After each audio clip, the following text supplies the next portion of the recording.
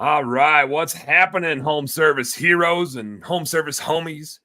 We're here with the Home Service Happy Hour podcast. I'm Dan Plata, home service CFO, brought to you by Best Damn Bookkeeping because that's my company. So I bring you the podcast because that's who I am, and I have a company that does those sorts of things. I got Eric Sprague. Eric, is it Sprague? Sprague? Sprague?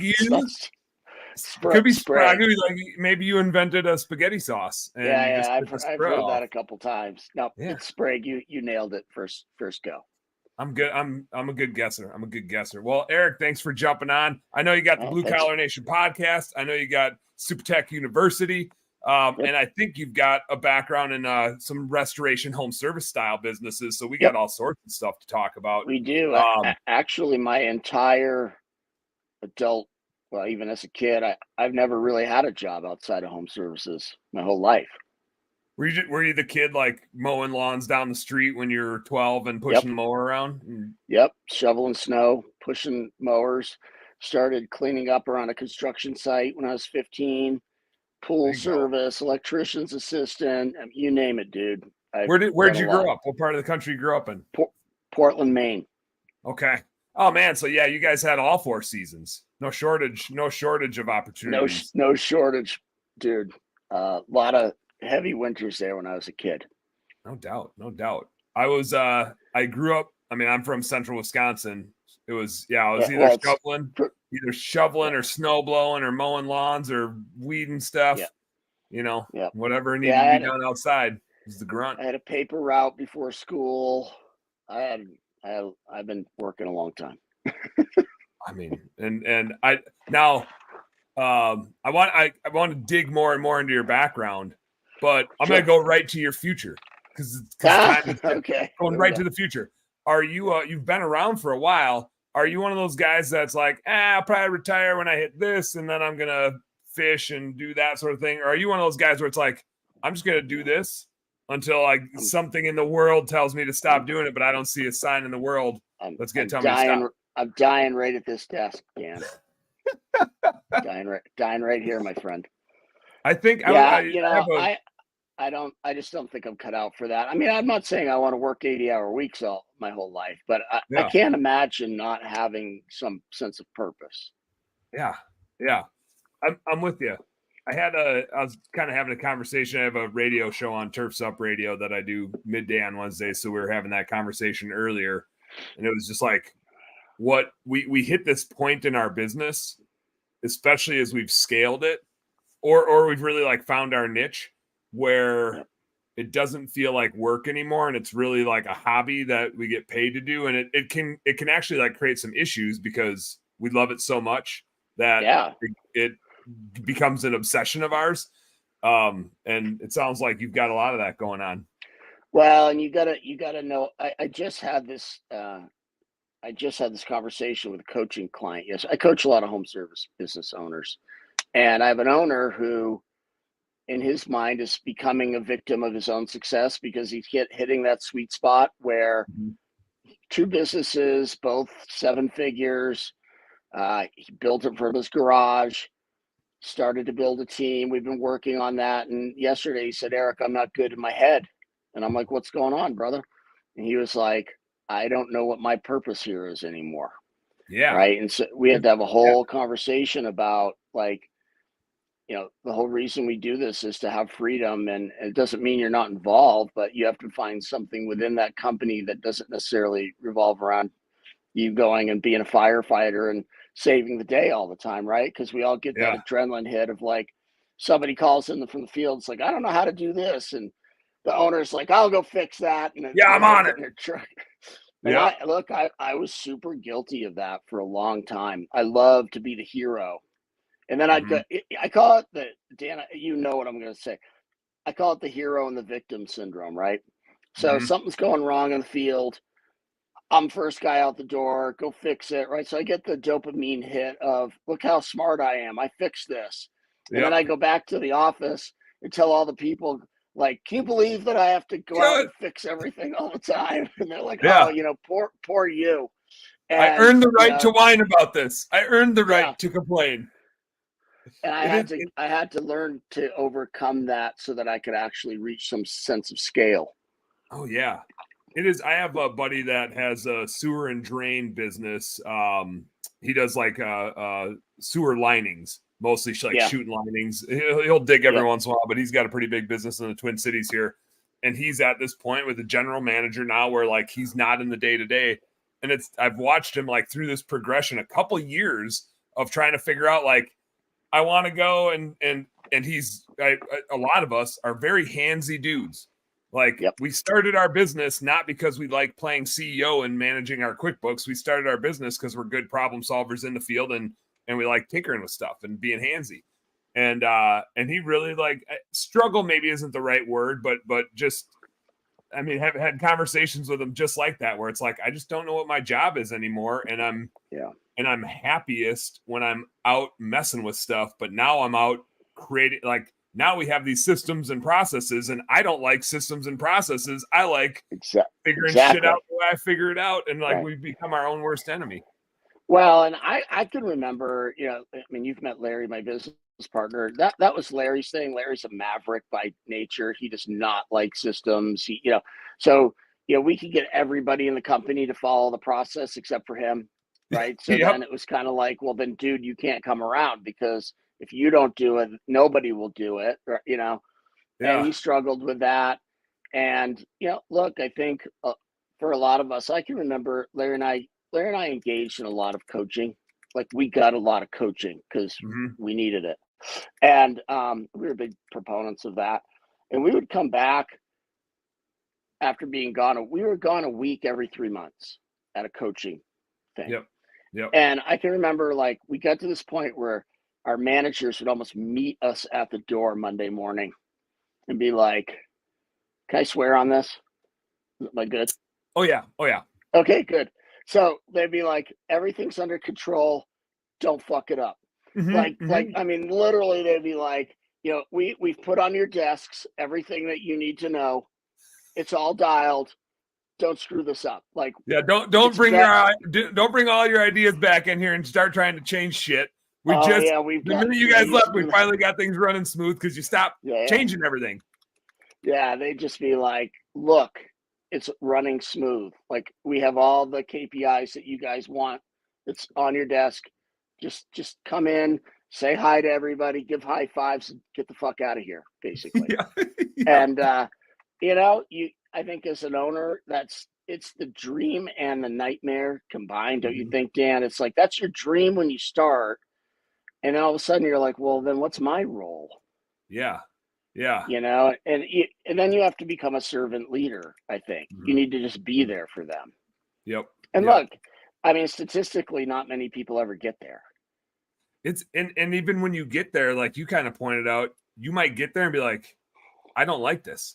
I like playing the hero and running out and solving the problems. I'm curious if you've seen it. Trying to think if I've seen anybody like successfully, because not everybody is meant to be a CEO of their own business. But the CEO job is a big ass job, and it has nothing to do with the thing that your company does, which is why you see big companies hire CEOs from all over and different sorts of backgrounds that don't have any experience like building cars or building software or whatever. Like being a CEO doesn't have very much to do with actually like the task of the business. Most of us are really good at the task of the business, but maybe not cut out to play CEO. I can't think of a specific situation where somebody like kept a job in the business, but hired a CEO to manage them. I have one friend who did that. He had a plumbing company. He was really good at sales, really good at kind of going out and shaking hands and kissing babies, like really good with people, right? But not good with numbers, not good with systems, not good at following a system. And he had the self-awareness to hire a general manager, and he reported to that general manager. Nice. And he would go out and do bids all day and just make it rain. And all of a sudden, they started to really blow up because now all of a sudden he's not messing up ops all the time because it wasn't his strength zone. And he's out doing what he loves and is basically put on this earth to do. Yeah, just building relationships and closing deals. wasn't intimately involved in that, so I don't know what that looked like between he and the GM. I mean, I'm sure that was probably a rocky road at the beginning. Oh, I bet. It's almost one of those things where you have to be like, okay, I'm hiring you, and technically you report to me. Well, fundamentally, I don't know if it's technically or fundamentally. I report to you, but I sign your paycheck. So don't fuck me up. Yeah, well, that's got to be a weird spot. Can you imagine taking that job? Yeah, just well, like it's it funny, seems like Dan, a double-edged sword if there ever was one. Well, it's funny now that we're talking. I kind of had that job. So I used to work. I started as a technician at a golf simulator manufacturing company, and kind of worked my way up from just being a tech, flying around the country, building golf simulators. Became the field service manager, became the operations manager, and the next thing you know, I'm VP of operations. And I mean, we were a big. It was a pretty good. It started small, but by the time I had moved up, we had become a pretty big company. 8 figures, well into 8 figures, yeah. And over that time, my boss was kind of getting older, and he kind of did that with me, and it was a weird dynamic because a lot of times he'd be like, "What should we do?" Yeah. And I'd be like, is that a trick question? He's like, "No, I really don't know what to do. Like, this isn't my jam." But I remember, you're going to love this story. So I used to play golf with him every Thursday afternoon. And in the simulator, or did you actually go out to a course? No, yeah, real golf course. That was like our time to just spend 4 hours together, talk about the business away from everybody. Yeah. And we'd always play with like 2 other guys. That we'd put the 2 of us with 2 other guys, and he loved that because he had this massive house that overlooked like the 13th green up in the hills, right? And he loved to point out to the other 2 guys that was his house. Proud of it. And I remember one day we were playing, and he's like, "Oh yeah, by the way, that's my house." The guy immediately is like, "Holy shit, this guy's super rich," And he's like, "So, are you an engineer?" He said, "I make golf simulators." He's like, "Oh, you an engineer?" And he's like, "No." He's like, "Are you like a master salesperson?" "No." "Are you like you're an accountant type?" "No." No. And he goes, "What are you?" And he goes, "I'm the guy that hires all the people who are smarter than me, and then I keep all the money." And he like turned around to me and just winked. Yeah. I'm like, yeah, that's about right. I mean, that's a skill set in and of itself. How do you go find people that are smarter than you and keep them engaged so that as a business owner, you're a good investor? Well, I think from him, I learned that skill for our service company. It was like, I actually didn't get Larry struggled with it more than me, but Dan, I didn't get particularly perturbed when people are outgrowing me. Like, that's what I want. Why do I want to surround myself with stupid people? That makes no sense. I want people that are super talented, So I think a lot of us could put the ego aside a little bit and allow that to happen in our companies probably more. I'd say that's probably the hardest thing for us to do because I think our ego is part of the reason why we're a small business owner to begin with, right? We generally all struggle working for somebody else because our ego gets in the way. We're pretty headstrong. Oh, dude, we want to do it our way, man. I'm completely unemployable. Like, I wouldn't make it till noon on the first day of any company. I mean, one of the reasons I could work with a golf simulator company is because, like, from day one, he allowed me to think like an entrepreneur. He was just like, "Yeah, go try that. Great." And I was like, "Cool. It's your money and my thought. Let's go do it." Yeah. I got an open blank check to go dick around with. Sounds great. But you hit the nail on the head. I mean, I think, what is it? Like, it's roughly 5% of all small businesses in the United States ever make it to 7 figures. Think about that, dude. 5%, right?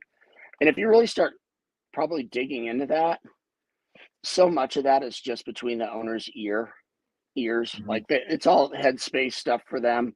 I mean, I deal with restoration company owners mainly, and my thing is kind of getting guys up to 3 million, and then I pass them on to a different consulting firm. And so much of it is just changing your mindset of how you think. Like, and having somebody help you That's what I had to do. I Mhm. didn't know how to do that either. I just was like on a rant, like, oh, nobody can do it like the owner. Get out of my way. I'll do it. Yep. It's like, Yep. well, if I want to have a $200,000 business, that's great. And look, there's nothing You can wrong do with that that. all day. You can have Well, everything come no, back to you all day. look, there's people in this world that love that, I and don't. more power to them Yeah, if I that's do. what they like. In my bookkeeping business, that is a thing I have to like. I do some coaching and I play CFO for a whole bunch of people. And I Yeah, try, even when I present, I try to acknowledge that. I actually show a P&L of like, here's a guy doing 250. Then here's what it looks like when you're doing $1 million. And I right. call it purgatories. There's in different industries, the sticky spots are at different levels, right? Depending on if you got equipment or you're installing something physical, the margin Yep. structure changes. But there's a lot of people that should run that $250,000 to $500,000 business where it's maybe them and a helper. That's a great business for a lot of people that It is. shouldn't try to go play CEO and shouldn't try to scale. The hard part No. is everybody sees everybody else on social media posting a picture of all their trucks and all their techs and all that. Rarely does that person admit or brag about like, I'm miserable. I built this thing with a lot of problems and my margin sucks and I'm actually losing money or making less money than I was when I Sure. was the $250,000 to $500,000 guy because there I could control all the problems. Here, I Dude, just built a I've world been where I there. play CEO and I don't even know how to do it. But at least I can I, brag about all my trucks and techs that are losing me I, money. I've been that guy. Why do you think I had to go get a coach? I had to fix it. I mean, if you have Mhm. enough pain and you're wise enough at least to go say, well, I need help, then you can fix it usually. But Yep. I think it's a great point. Like a lot of people, when they come to me, they're like, oh, I want to get to 3 million, right? Like quick. Mhm. I'm like, okay, let's talk about what that looks like. Let's talk about the stresses that you're going to go under. Let's talk about Mhm. your lifestyle. Let's talk about all these things, right? Because this, Dan. Going from a half a million or 250 to 3 million, it's a whole new world. It's a And different there and job. It's just different than well, what you that thought you and signed up for. you have to be really good at handling your emotions and handling the stress that comes with that. And to be Mhm. honest, most people aren't cut out for that. No, They're and when too you risk averse. yeah, they're risk averse and their leadership skills suck, right? Like in general, we didn't start our businesses, our hands-on businesses because we're like, oh, I'm a great leader. What's a great way for me to establish my leadership skills that I have? I'm gonna get into restoration. Like, no, it's like, oh, there's an opportunity for me to go clean some stuff, and the margin looks pretty good. Like I can make a lot of money doing this. I'm gonna go start doing that, right? And then as we grow, we start realizing, oh, I need to like build teams and manage some people. But even Yeah. managing people is way different than being a leader of a team and having to Oh, when you have managers working for you and you have to figure out not only do I need to be a better leader, but I need to figure out how to like lead leaders. Like that's a really tough nut to crack, and that's a really yeah. tough skill set to build. And a lot of people that and props to the plumbing dude that had the wherewithal to be like, I need to hire a leader for me so I can do what I'm really good at. Because most people hit that, and then they go back into the victim mode of nobody wants to work anymore, right? All my customers are assholes. Nobody will pay me for what it's worth to do the thing, and the economy sucks and the government sucks and blah blah blah blah. You know what I'm talking about. So Oh yeah, I'm on Facebook too, dude. I did. Well, it's funny, Dan. Like all the good companies always have people. Have you ever noticed Mhm. that? Like everybody says, like nobody wants to work, and it's like, well, nobody wants to work for you, maybe, Yeah, but that's all that like it is.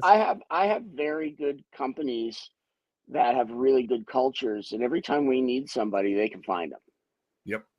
So yeah, I mean, I'm not saying the labor market's not tight. I know it is, Mhm. but you can do things in your organization to become attractive to somebody to come work for you. It's just sales, right? That's all. That's Yeah, all recruiting and hiring is. It's just sales. The problem sales and is marketing. our mathematically, if you really break it down, like your biggest sale is the next technician you interview. That's the biggest It sale you're is. going to make all year. That person's probably Absolutely. worth $100,000 to $500,000 in revenue, and there's not a lot of clients in any of our industries. I don't care what you're doing that are worth $1,000 to or $100,000 to $500,000. So that's an awesome point. Because that's the bottleneck to growth for so many companies. Yeah. It's If not you have great business employees, the rest of development. it's easy. Yeah. One of the things we used to do was we viewed, potential employee attraction as a marketing function in our business, right? So Yep. every business development rep had a certain amount of places that they would go, like say a restoration and carpet cleaning supply house. Now you're thinking like you're going to go market to a supply house. They sell you stuff. Why would you market to them? And it's like, well, yeah, but if behind the scenes I'm marketing to them, who are they going to like the best out of all the companies? Me. So when they hear a guy standing at the counter going, I hate this restoration company I work for, they're going to pull that guy aside out in the parking lot and be like, you ought to go over to Eric. So go talk to Eric and Larry because I know they're hiring. Right. And I used to market to guidance counselors and athletic directors of high schools. Oh, I would go bring pizzas and donuts and get to know them and say, look, I liked hiring athletes because they tend to be coachable, right? And they tend to be willing to get dirty. And look, there's some really great kids who just aren't going to go to college, right? And I'd be like, as the year would come to an end, I'm like, you got to tell me who your good kids are. We'll do an open house for them. We'll roll out the red carpet because, I had a 23-year-old project manager making six figures. He's way ahead of any of his buddies that went to college, and probably learned a lot more in the 4 or 5 years he didn't. I went to college and I had a great experience, but not all of it was applicable. So that guy's more faster. Our point was, it's like, and this is a whole conversation, right? And it's like, the trades is such a great job, not for everybody. Just like you said, not every owner should have, 10 employees. Not every kid should come in the trades either, right? There's kids who would be better off working at a bank. But the system somebody's got to come work for me doing some bookkeeping. Somebody's got to be that accounting nerd. Go get your 4-year accounting degree, whatever you got to do. But the system is set up to try to push kids into college and away from doing our type of work. And, I'm going to drop this book. It's a guy named Josh Zolan. He's in the restaurant supply business. And he wrote a book called Blue is the New White. And everybody listening should read this book. This book should be required reading for every high school senior. That's how I feel about it. Yeah. And he lays out in data, like the difference between going to college and starting an apprenticeship or going straight in, and like what financially that looks like. And, for a certain amount of kids, that's the right path for them. And they're like, I was a kid who kind of got screwed out of that. My freshman year of high school, I went to the guidance counselor because, dude, I was not an awesome student. I was okay, and I was bored all the time. And I could see out the window all the kids at vocational. We had a big vocational school at my high school. And this would have been like 1981. And I went down to the guidance counselor. It's like, I think I want to go to Voc Tech. Like, I think that's a good fit for me. Like, I'm watching those guys. I hate sitting here with like Charlie Brown's teacher going, what. And he looked at me and he's like, Eric, you're an athlete. You're not a burnout. You're not going to Voc Tech. And dude, I'm 13, 14. I just went, okay. And then it took me like 10 more years to come back around to get to where I wanted to be in the first place. I went to college too. Look, I drank my way through college. I had an awesome time. I met Larry, my business partner, in college. So that was good. Things came. Good things came. And look, I learned. It's not like I didn't learn anything. What I really learned was how to deal with people. That was the social aspect of college, I think, for me anyway, was the most beneficial part. But if I could have gone right into Voc Tech as a freshman in high school, I just think I could have cut years off my success trajectory. Yep. I would have got an apprenticeship. I would have worked someplace, tried to become a manager, and then tried to go out on my own quicker. That's how I see it. digression. I thought of one more guy that I can think of. It's actually somebody that I listen to a lot to try to be a better podcast host because it's my favorite podcast. Are you an outdoorsy dude? Do Somewhat. you hunt fish? So there's a podcast called Meat Eater, Netflix show podcast by Steve Rinella, and he's an author.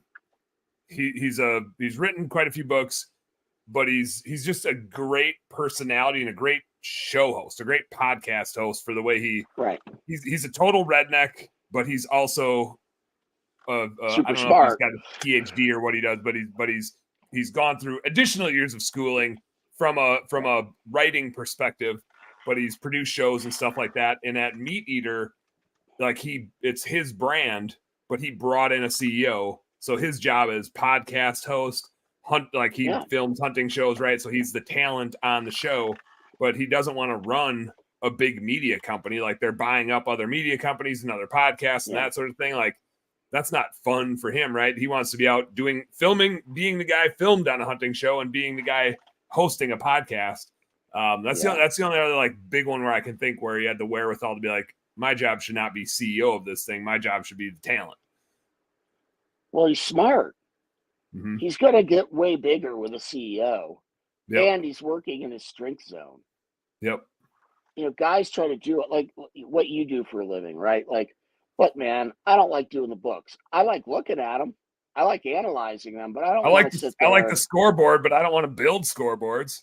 Right, exactly. Like, I'm the first guy to reach out to you and be like, all right, let's make this happen because I want to go do other stuff, you know? Mm-hmm. And I think, look, we all start by pulling up our bootstraps and trying to do everything ourselves, right? You said it earlier. Most of us are technician types. We start small with one van out of our garage. I did. And at the beginning, we have to do everything ourselves. But the problem is we've become jack of all trades, master of none. And now we're not even spending a lot of time doing what we're really good at. That is not a recipe for success. No. And it's a bit of a trap we get ourselves into because of our hero complex, right? We generally suck at delegating stuff because there's not a good, I'm sure there's manuals out there about how to delegate stuff, but our ego gets in the way of us being able to delegate well. Because the minute somebody's not as good as we are, and they never will be, at least in our minds, right? The minute somebody's not as good as we are, we're like, give me that. Like, I don't have time to show you how to do it. I'm just going to do it because I can get it done right and faster than it would take for me to show you how to do it. We just we perpetually get in our own way like that. Yeah, that's true. You know what, though, too, Dan, real quick on that. I see this all the time. I've certainly done this. We try to hold our team members to a standard that we could generally never keep ourselves. And then we always give ourselves a hall pass. We're like, well, I'm so busy. That's why I fucked that up. And it's like, no, dude, you fucked that up because you're not good at it either. Yeah. Right. So give your guy a break and say, chalk it up to it's a mistake. You know, I mean, I just see that all the time. It's like, why are we trying to hold our team to standards we can't keep either? Like, that's not fair. I did. I literally had that conversation with I started my new business, Best Damn Bookkeeping. And I've got my bookkeeper, Jason, that's working on stuff. And I was like, here's the deal, Jason. Like, this is the second time I built a bookkeeping business. So I've got these ideas about how we're going to do this thing. There's a few things I want to do differently second time around where I think I can do this better. And so here's what I'm thinking we're going to do this. And here's how our SOPs are going to work for this. And I'm not going to follow them. I'm going to be you are, but I'm not. Yeah. I was like, we need to build these things. And if somebody's going to break them, it's going to be me. I'm not great at following systems and processes, but B, if we're going to break them, it needs to like be escalated to a certain point. So we're going to have a process about breaking the rules. Here's all of our rules. And if we're going to break them, like, we'll need to have a system to break the rules, right? There's going to be a gateway of if we need to break a rule, we're going to do it this way. And right now it's got to flow through me because I get to be, I decide if I'm the number one rule breaker, I get to be that guy. But it's funny you bring that up because I just had to acknowledge it. Like, I know I can't here's the standards we need for our bookkeepers. I am not a good bookkeeper. That's not my job in the business right now. It has to be because we're starting fresh, but I'm not going to be the best bookkeeper of all time. So it's our job to build the system. And a lot of owners are just good at building businesses, but they're not good at any particular thing in the business. It was like my boss. I hire people who are smarter than me and I put them in roles. Well, that was his talent. Finding talent was his talent. That's a huge talent. And, you know, he was also a visionary. He could see things that the rest of us couldn't business-wise, right? He just had a knack. He would see a crack and be like, we need to fill that crack. Yep. And then he would mobilize all of us to go do that. And look, he was successful at many he could skate. He was a true entrepreneur. He could have multiple businesses going at the same time. A real entrepreneur is somebody who's not particularly involved. They're doing the 30,000-foot view. I remember Larry and I were at a Howard Partridge event years ago, and Michael Gerber was of the E-Myth was the speaker. And I don't know if you know, have ever heard him speak. It's kind of a cranky, I've never heard him speak. I've read that book a handful of times. Amazing book, probably the best business book of all time. I think it's the most sold business book of all time. But he could be kind of a cranky old dude, and he's no bullshit. And there's like, I don't know, 300 or 400 people in the audience, and he said, you know, I'm like front row, and he's like, how many people by a raise of hands are entrepreneurs in this room? And everybody, like literally every person, like proudly puts up their hand. He just kind of looks over the whole audience. He goes, bullshit. That's bullshit. And then you see everybody's hand like slowly starting to come down. He's like, if I came to your business today and I asked to speak to the owner, you'd be there. He goes, if I go to a McDonald's and ask to speak to the owner, they don't even know who the owner is. That guy's an entrepreneur, not you. He probably has 30 McDonald's because he has systems and he's putting managers in and he's building organizations. That's what entrepreneurs do. And like, I have yet to ever get there.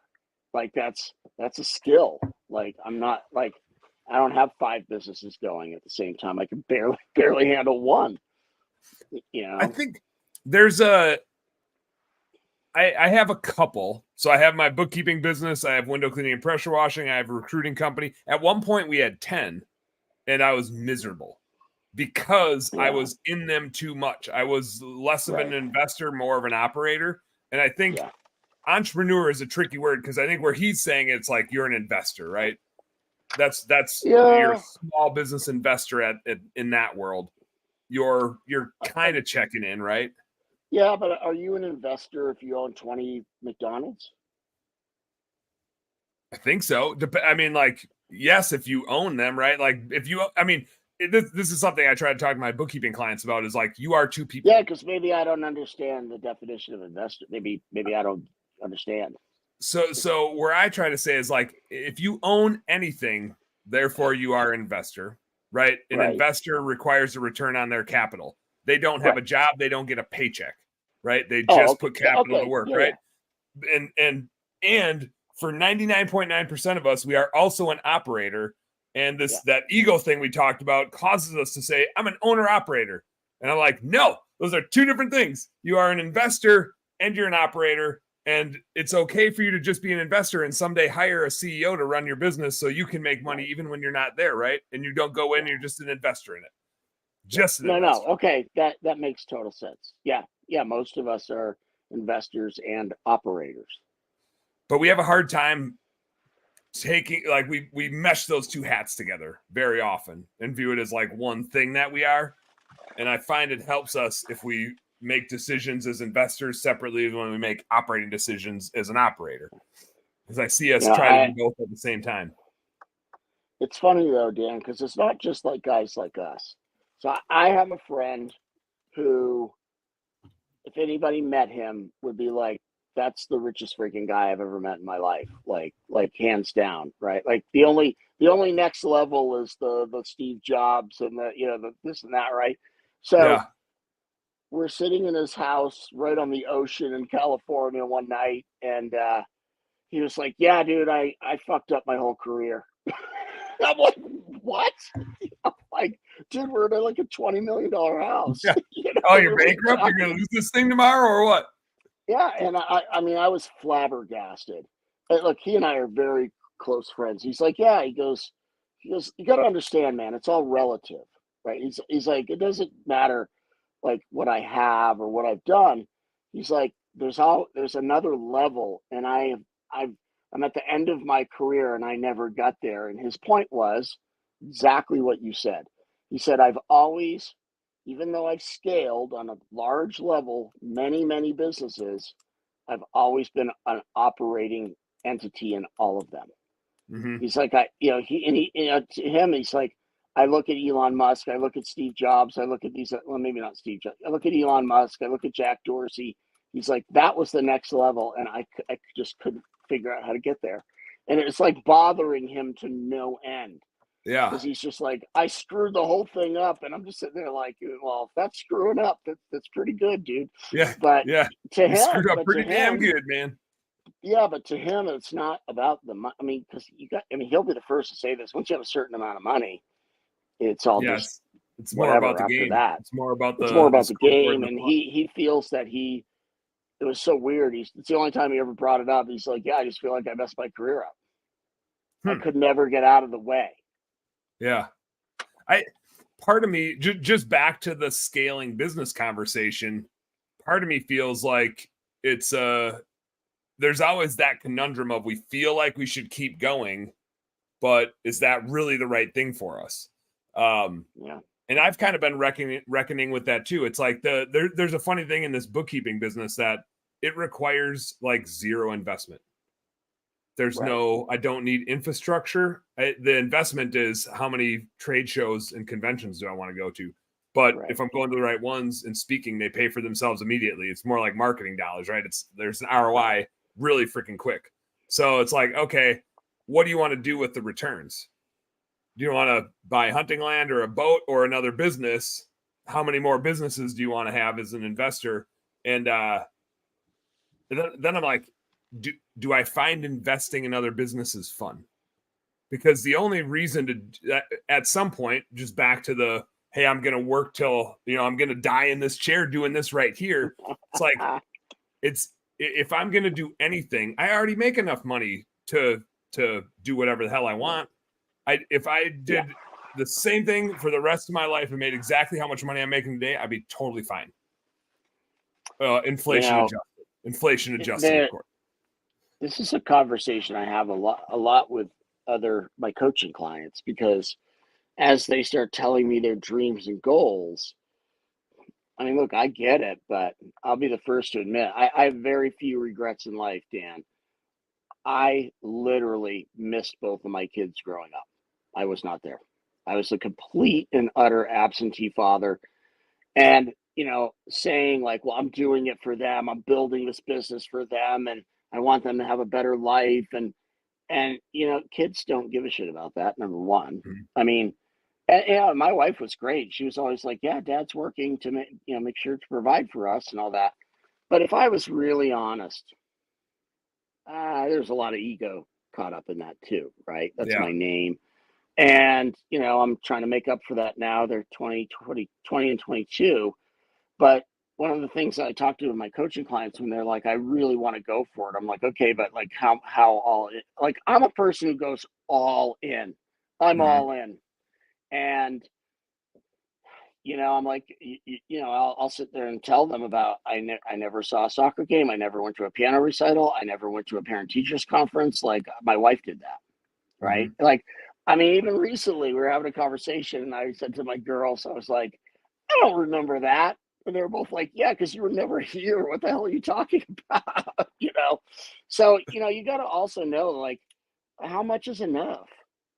Mm-hmm. Like, how much is enough? And can you blend your life with your business and have, I don't like the word balance because I don't think any of us are balanced, right? Dude, I was shitting on the term work-life balance on my show earlier today. I hate that term. There's no balance.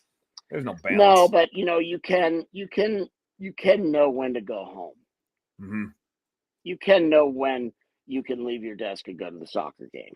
What I really liked, Angela Schroeder on my show had said, my kids, and now her kids are about the same age as yours, I think lower 20s.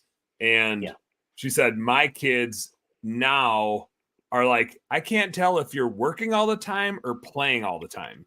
And I was like, yes, that's where you need to be. Now, when you're first starting a business, it's hard to be in that place where it's like you're hanging out with your family a lot, you're hanging out with your friends a lot, you're hanging out with business owners a lot, and that's work, right? And when you're for me, like when I'm living my best life, it's not a balance, it's all of it. It's a cohesion, right? It's not like a trade-off of one for the other. And I think when we're starting out and we're like grinding, we try to make it one or the other, right? And maybe we don't try to make it one or the other. It just like becomes one or the other, and we miss certain things. But when you can have it where your kids are like, I can't tell if you're always working or if we're always playing, I think that to me is like, that's exactly what I want. Like, I want all of it. I want them to see me working really hard and to know that like we always can go do fun stuff right now. We can go do it. We're going to go do it. Yeah, I don't think my personality lends to that. My business partner, Larry's very much that way. He intermingles business and the rest of his life together. Mm-hmm. I compartmentalize everything. I time block my days. Mm-hmm. So what I've done, because I think you and Larry, Dan, probably have a more similar personality, right? For me, it's like, I want just focus, right? And then when I'm done with that, I want to be done. So what I do now is I've learned this next business, that Super Tech University. I do like what I call blast and cruise all week, right? So like Monday, I'll work a half day. Tuesday, I'll work 15 hours. Mm-hmm. Wednesday, I'll work 8. Thursday, I'll work 12 to 15. Friday, I work from home and I work a few, right?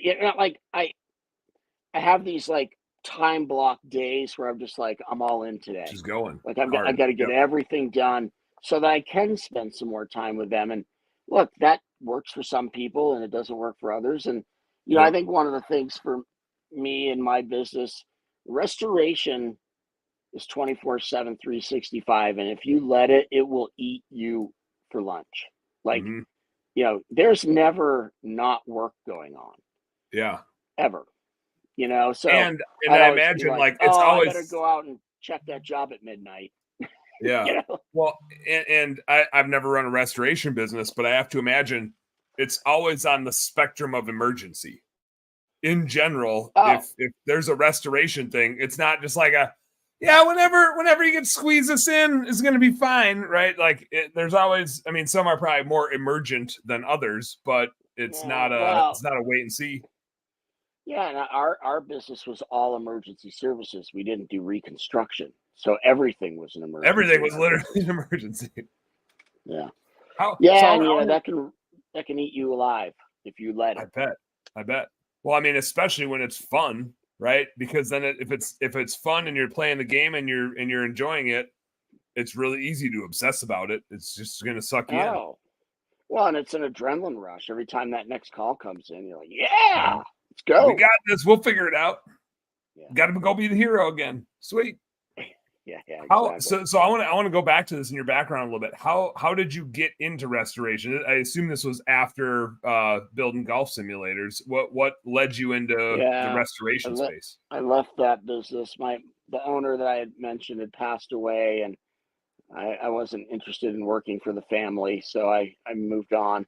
And I did a couple things first. The first thing I did was took a year off. I just didn't work for a year. And we moved from Southern California. You retired for a year. How old were you when that happened?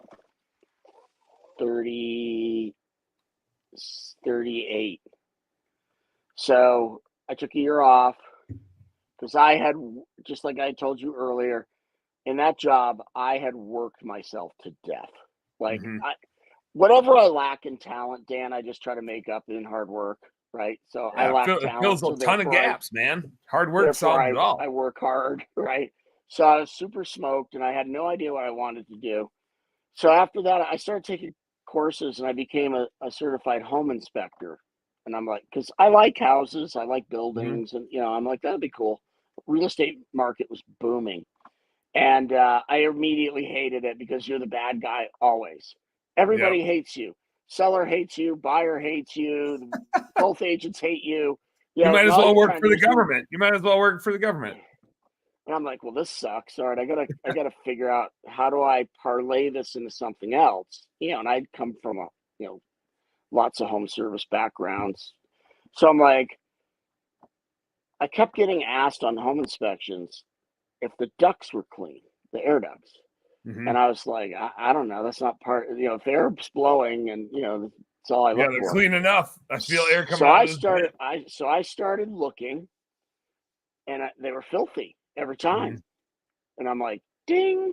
So I started calling around. I started looking on the internet for equipment, and I wasn't sure. And I called like other, Boston and New York and Miami, like people who are air duct cleaning, to find out like, is it lucrative? Can you make a living doing this? And so anyway, I got the info I needed. So what I did is I put an ad in the newspaper back when people used to read the newspaper, and for free video inspections.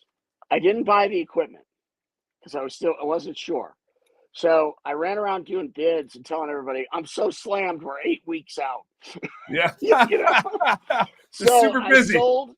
I sold enough in the first ad to pay for the equipment. So I knew that I was going to get my investment back because I had already pre-sold that much work.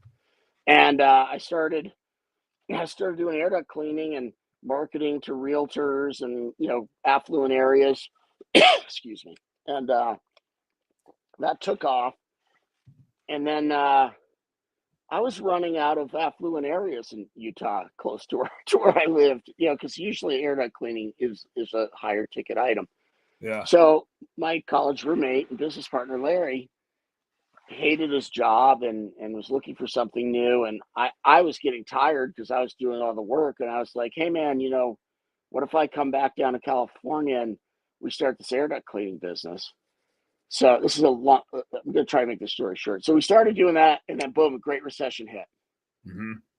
Air duct cleaning is the first thing that nobody's doing, So we started doing, real estate trash outs, janitorial, like anything to pay the bills. And we started cleaning carpets. And I remember one day, we were struggling, dude. And we had both had cancellations. We were so pissed. And we met for lunch in this parking lot at a busy intersection. And we had 2 wrap vans, an air duct van and a carpet van. And we're just sitting there going, our life sucks. What do we do? What are we doing here? And all of a sudden this white pickup truck, all tinted windows, comes and the window rolls down. He's like, guy goes, you guys do cleaning and carpet cleaning and air ducts? And we're like, yeah. And he's like, oh, I'm the lead project manager of the largest, and I'm not going to mention it, a very large restoration franchise. And it was I think it's the largest one in the country. He's like, I need subs. Gave him the card. The next day I went in with a bunch of donuts or whatever to try to solidify that thing, Yeah. And 2 days later, what they now call the Freeway Complex fires hit in Anaheim, California. And we were doing sub cleaning in $5 million houses that had soot damage for the next 6 days a week for the next 6 months. That's good demand. That'll cover you. Meanwhile, we're having to buy truck mounts. We're having to, get people, and we're both well aware that this is going to dry up, but we're going to try to take the money when we can get it. Well, we're watching how the whole situation's going, and we're working for pennies, and they're working for dollars, and their service sucked, right? And I get it. It was an emergency, so the service wasn't great, but. So we had enough people at that point where he and I would start rotating out and taking the restoration certifications. And then we just started marketing to our own carpet cleaning list. And then we get a job or 2 a month of that. And then all of a sudden, some of our clients were insurance agents. So they'd be like, hey, can you do it for my clients? Yeah, sure. And the next thing you do, we're a full restoration company, and we're, blasted 30, 40, 50 losses every month. How long did it were you still doing air duct cleaning and carpet cleaning, or were you then? We never stopped. We never stopped. We never stopped. Okay. We had a cleaning. The cleaning drove our restoration work. So it morphed. It gets you the in with the relationships, I suppose. Well, and it morphed to us doing a lot more commercial because we wanted to do commercial restoration. So we'd go after like hotels and private schools and property managers, and we were just cleaning carpet every night, all the time. And you know, in the carpet cleaning world, if you're bigger, it's easier to get those commercial contracts because we just have more guys and we can knock it out faster. Yep. Than the one guy show. So we cleaned all the way till we sold. So it was a great business. What was the catalyst for you guys selling? I was flying back and forth from Utah to California every day for every week for 12 years. Oh, that's which is good. Why catalyst. I never saw my kids growing up. Yeah. That and you know, dude, it was just time.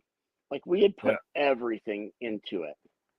So we were kind of ready to just move on. Plus, I had already started doing some coaching, and I wanted to coach. Yeah, that's what I wanted to do. What was your airline status after flying back and forth every single week? Were you like super platinum, double medallion? Yeah. I'm a more than a million miler with Delta, and I was Dude, to get to diamond, I think you kind of have to probably do a lot of international flying, but I was always platinum. I think I went like years where I never flew anything but first. And then when we sold, and now I'm flying around like for trade shows, and I'm in economy, and I'm like, shit, this sucks. God, that needs to be. At least now for us peasants, they have like screens on a lot of their planes. They're upgrading us slowly but surely. They still get their money from me every time they come around with a couple beers. They always get, $10-20 from me. Even if I don't upgrade. But what so when you guys sold, was the coaching the next thing? Was the podcast the next thing? Like what was when you sold, I imagine you had something where it wasn't just like, well, I'm gonna sell and then I'll figure it out later. Like what was the next thing? I had already been Larry had to stay with the company 3 years because he was the marketing guy. So for us to make that deal happen, he had to stay, which he was good with. And I lined up a consulting gig for a restoration company immediately. So I started consulting immediately, 3 days a week.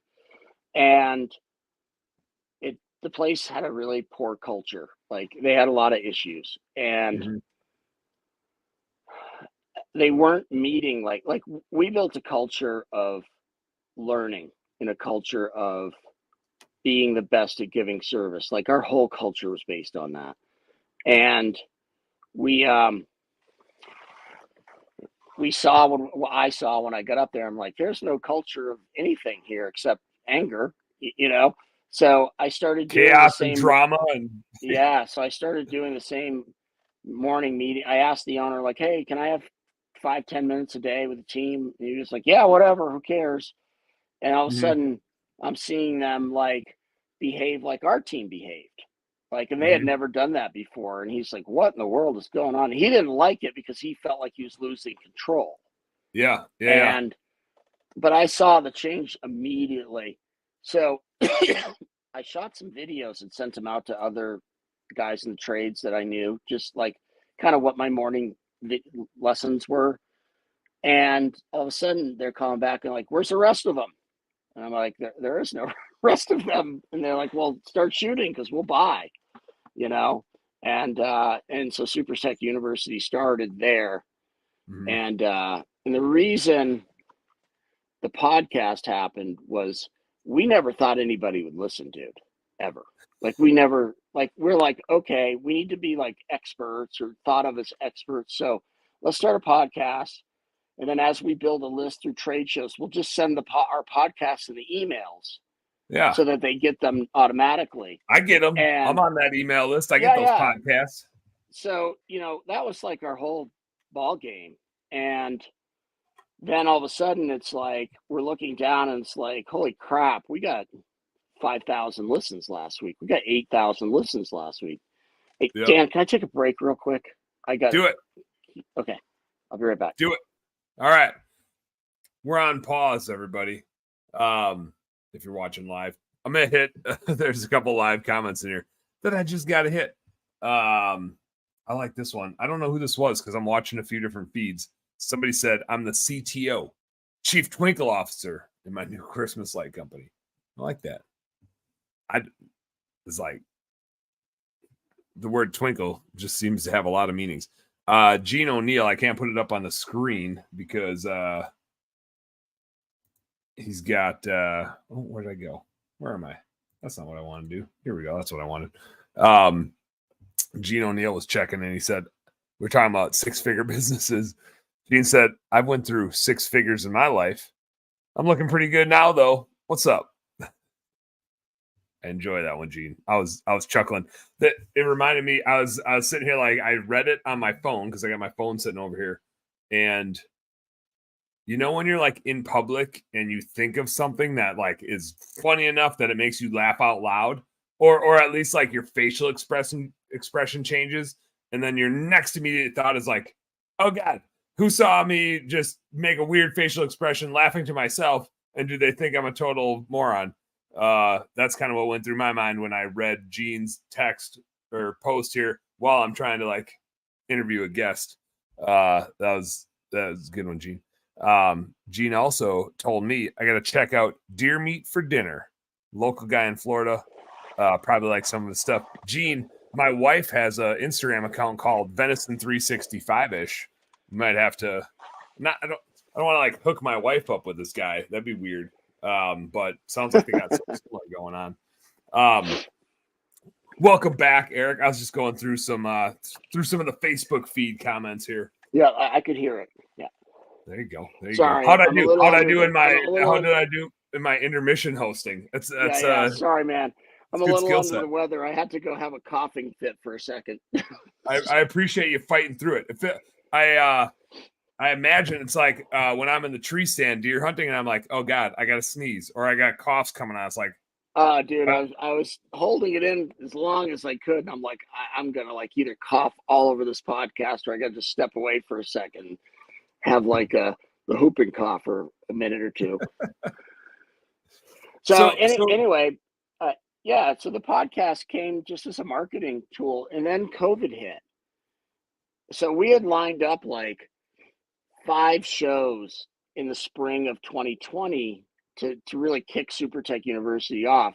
And, we do technician training for restoration, plumbing, heating, electrical, and cleaning, right? Those are kind of our 5 verticals. So we had like trade shows in all of those spaces and world shuts down and we're just getting email after email. No show. We got brand new business, dude. We've been in business like 3 months setting it up. And we're just like, holy fuck, what do we do now? So I was like, let's podcast every day.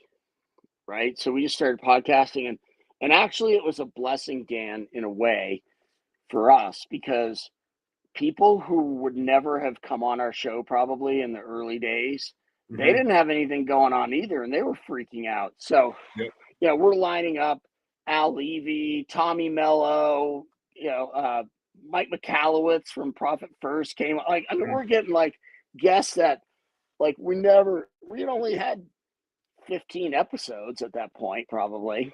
And and to be honest, I think that put us on the map. Having guests like that early on. Yeah, and I think a good guest makes you a better host. Which one of the reasons I listen to podcasts now is not to get content; it's to get hosting skills. Because you can have great content, but if you're a boring listen, man, nobody's gonna stick around. Like, you have to have that edge, and it is nice. Like with you and Larry, it's nice having 2 people because you get some dynamic, right? Where and we're value too.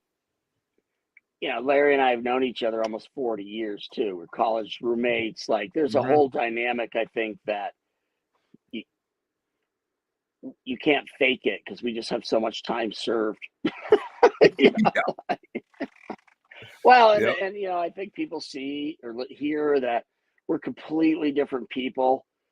And I don't know if have you ever, Dan? I mean, I know you're quite a bit younger than me. Have you ever heard the show Car Talk?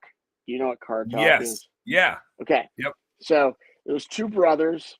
They were on National Public Radio, and it was Mhm. a whole show about basically fixing cars that essentially had nothing to do with fixing cars, right? Yep. Yep. And Larry and I were avid listeners of that show when we were young because we both grew up in the Northeast. And when we started our podcast, we started listening to like all these home service podcasts from all the different verticals, right? And because we had no idea how to do a podcast, we had no clue. Yep. And we're just like, okay, the only thing we have to do is just not be so fucking boring. Like, Right. we have to figure out a way to get people to feel like they know us and hopefully like us, either like us or hate us, but nothing in Yeah, between. but don't sit in the middle. Yep. Yep. Either Yeah. like my jam or you don't. Yeah, right. And I'm okay with that. And so I mean, you've probably heard the show a few times. I mean, we kind of have a formula now where, it always starts out with Larry calls me some horrible word, and then we shit on each other for a few minutes, and then we get to the guest and get to the meat of the show. But we're trying to at least inject a little bit of fun into it. It's It's got the to be. goal. It's got to, like, a podcast can't just be bullet points and know-how. There has to be some entertainment, or there's too many. The bullet points and know-how have been around forever. They don't really change. There's different dynamics of how we apply them, and there's different people that find different ways to say them. But like the skill sets and how the business needs to run and grow doesn't really change. It's And I finding think the right way to connect it. You find your tribe too, right? You Mhm. find the people that connect. Like, I can look at all the podcast data and it will say like literally every town and how many downloads. And I'll find some obscure town in like, I don't know, Arkansas. And it's the exact number of episodes that we have. Somebody there has, in that one town, one person Yep. has listened to every single show. Yep. That friggin' blows me away. Yep. I'm like, really? Yep.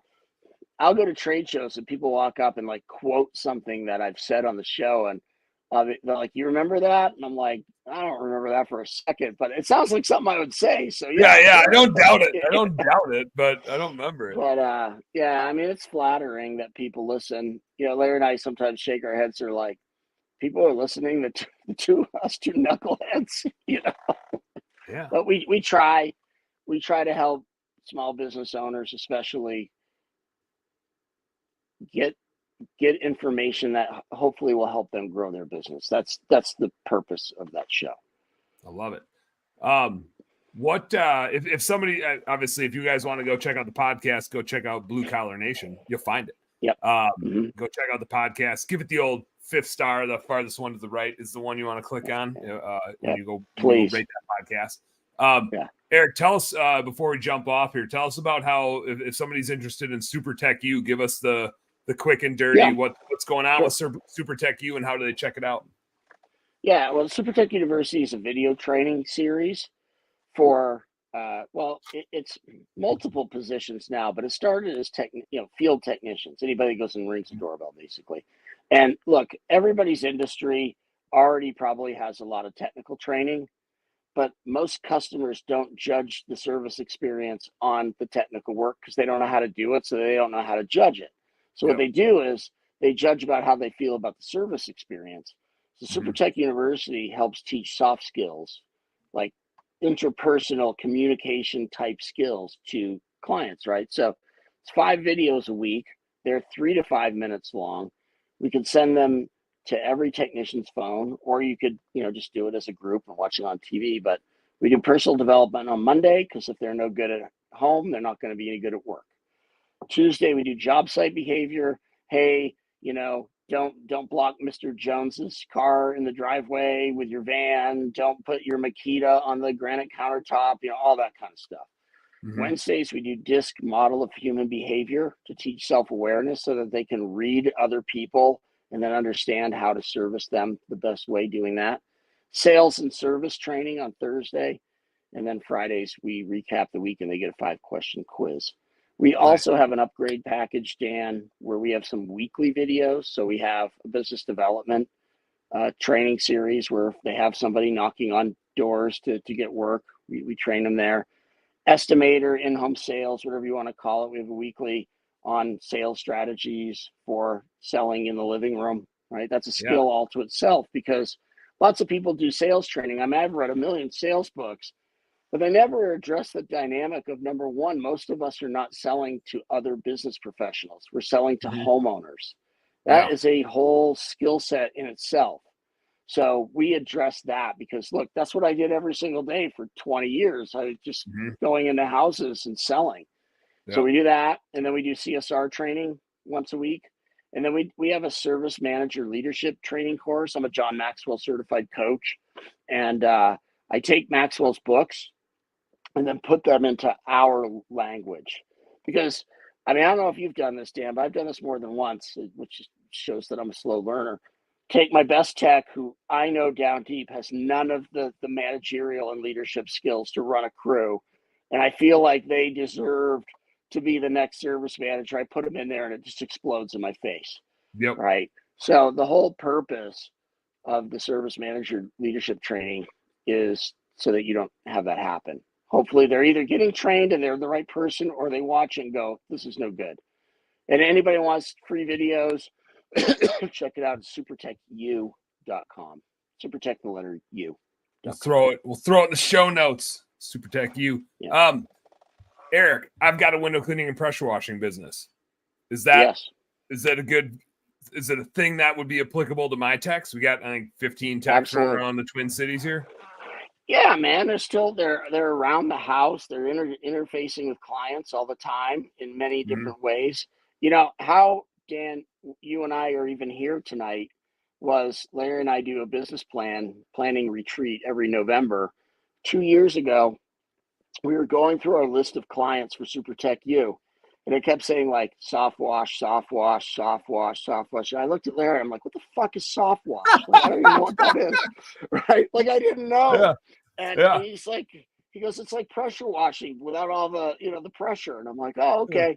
So we already have like a pretty large contingency of exterior cleaning companies. Let me put it that way. Yeah. But I mean, we started going to the huge convention. I spoke there 2 years ago. Didn't get my paperwork in quick enough this year, so I didn't. We were there, but I didn't speak. Same. Yeah, put me in that boat too. Probably be speaking there next year as well. So, look, we love your industry. There's a lot of people that also are kind of in my world with carpet cleaning. There's a lot of carpet cleaners that are now foregoing doing restoration and instead doing exterior cleaning as an adjunct to their interior cleaning business, which I think is an awesome model if you don't want to blow up your life 24/7. So yeah, look, all the same skills that you guys require are the same things that we teach. Hell yeah, man. Hell yeah. Yeah. Well, home service homies, go check out SuperTech U. I'm totally gonna check it out. I don't know why I haven't checked it out. Like, I follow you guys. I just need to go actually check it out. Dan, before we sign off, you got to come on the Blue Collar Nation podcast. I totally do. Guest. Let's go. Let's go. Can I drink shitty? I'm drinking Windsor right now because that's the type of guy that I am. Dude, Windsor and chill. I'm drinking generic lemon lime soda with my shitty whiskey. You could drink any shitty booze on our show that you choose to. Sweet. I might go Natty Lights. I might go Bush Lights. I might go shitty Windsor. We'll see. We're blue collar. We understand. It's all the good. world is my oyster. I can drink it all. You're going down to the packy and getting a 30 pack. I might even get a box of wine, Eric. I might even go with a box of wine. Who knows? There you go. We'll see. Right. We'll see. Either way, no matter what, it's going to be the most cost-effective alcohol I can find. Is what I'm going to do. So after like the first drink, you can't really tell anymore. Anyway, can you? And I don't know if I have shitty taste buds or just really good taste buds, because I like it all. I like the good stuff. I like the shitty stuff. I like it all. I'm easy to please. My best friend growing up always said, he's like, dude, I don't drink for taste. I drink for effect. Yeah. I don't not drink for taste, but like if I'm going to drink straight whiskey, it ain't going to be Windsor, but I'm probably going to mix whiskey with some soda in it anyway. So who cares what it is? Well, Eric, thanks so much I appreciate you fighting your cold and hanging out. It's a pleasure talking to you. It's an honor to be on the show, and I didn't want to I didn't want to dishonor my commitment. So no matter how I felt, I was going to be here. Because I just thank you for having me on. Really, really. You're a true blue collar stud, man. You're a true blue collar stud. Yeah, I don't know. I'm an old crusty, cranky dude. Well, I appreciate it, man. Thanks for hanging out. Shoot me a message. We'll do a little blue collar nation action whenever. I'll shoot you an email and we'll get you set up and on the show. We can't wait, man. Sounds good. We'll hang out. Home service homies, you guys know what I always say: work smarter and harder. Go earn some pride. I'm gonna stick around for a little bit because my guy Rob After Party Anderson just showed up in the feed. Eric, you can jump off. Go have a hot toddy and take a nap. I will. Rob, I'll stick around and have a drink with you because I'm sure you probably have one. Thanks, Eric. Dan. Appreciate it. All right. Good night, buddy. See ya. Always got two. What's up, Rob? What's up, man? I saw you come in and I was like, it's probably like too late in the show and Eric's kind of wrapping up and he's sick and he probably wants to go to bed. So I didn't let you in right away. Are you saying that I would extend the show by being well, on I mean, here? You are extending the show in a way by jumping on right now when you did. It's like just pure bonus content. So last week I was drinking whiskey and you were drinking beer, and now this week you're drinking. It wasn't Canadian Club. Oh, it's Windsor. It's Windsor. I remember Canadian Club's expensive, man. Windsor. Okay. Windsor's like 50% more cost effective. There was some sort of Canadian whiskey that we had. We're drinking it like right before I got married, and it was awful. Like it was the Crippler. It was the Crippler. Canadian Mist. Yes. Yeah, Canadian Mist. We used to drink it in college, and we called it the Crippler. It wasn't bad.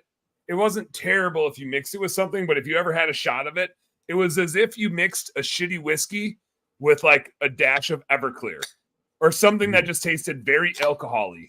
Ugh. Speaking of Everclear, have you ever had Shine Cherries? Yeah, those are good. Yeah, fun times. we played. If you remember said time. Dude, it's the greatest party drink or party trick, I should say. That too. Maryland's playing Tennessee in the Peach Bowl when I was in college, and we go down there and we're outnumbered like 5 or 6 to 1. And this guy's like, "Man, I got these Shine Cherries, man. They've been sitting in my bathtub for like 3 weeks." And bathtub. Well, in his bathtub, right? So he probably smells pretty ripe. So we crushed them. We were definitely underdogs, and we crushed Tennessee. And the guy comes back after the game. We're all up in the hotel, and he's like, "Yo, kicked our ass. You want a Shine Cherry?" And like he holds up his hand full of like maraschino cherries that have been soaked in bathtub moonshine, right? Mm-hmm. There's a whole bunch of us, and my roommate looks at the guy, looks at his hand, looks at the guy, looks at his hand, and he's like, "No." And the rest of us like, "Yeah, whatever. You can have Ebola on your hand, man. It's dead.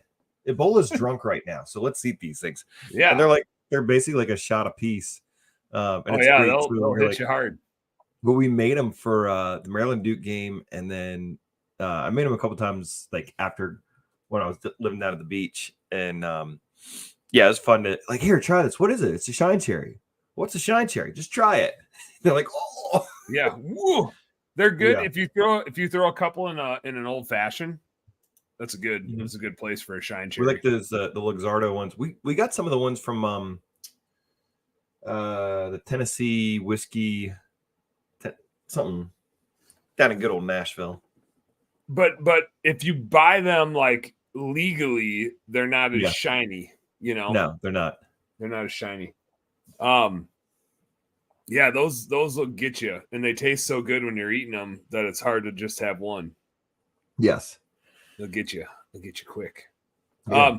I missed you today on Turfs Up Radio. I think this is going to be a series because I had bullet points of a topic I wanted to hit on, and you'd be an expert at it. And I have at least 10 bullet points, and we kind of maybe got to the first one in the hour. Like it was about all the kids stuff. It's about all the kids stuff, and I was just like, man, like Rob should be on this episode because that guy's got kids coming out of the woodwork, and he's been in the game for a while. So I don't want to get into that now with us because mostly I just want to bullshit with you. But we got a lot of ground to cover on Turfs Up Radio on the kid stuff for episodes to come.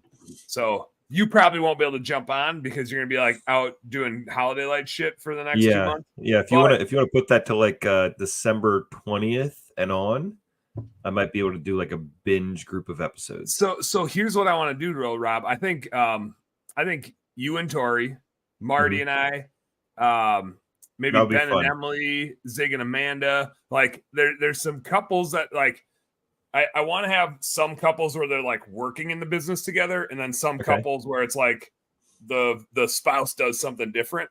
Because like not to talk about the husband, there'll probably be some talk of like the husband and wife are up to, but the parenting styles and the approaches to that and the perception of it from the husband or the work, the person running the business versus the person not running the business, dealing with their nonsense. Well, so is Ben's wife involved in the business? She's like she's not the admin in the sense of like answering the phone, but like the back office stuff. She does their bookkeeping and stuff like that. So she's in the day to day. And is Zig's at this point, Zig's wife historically wasn't because she's still in the military, but like more and more she's getting involved in it. And she's been at the huge convention last couple of years. So like and I think they have 3 kids. I want to say they're at the 3-bagger level. So they got the grandkid too now.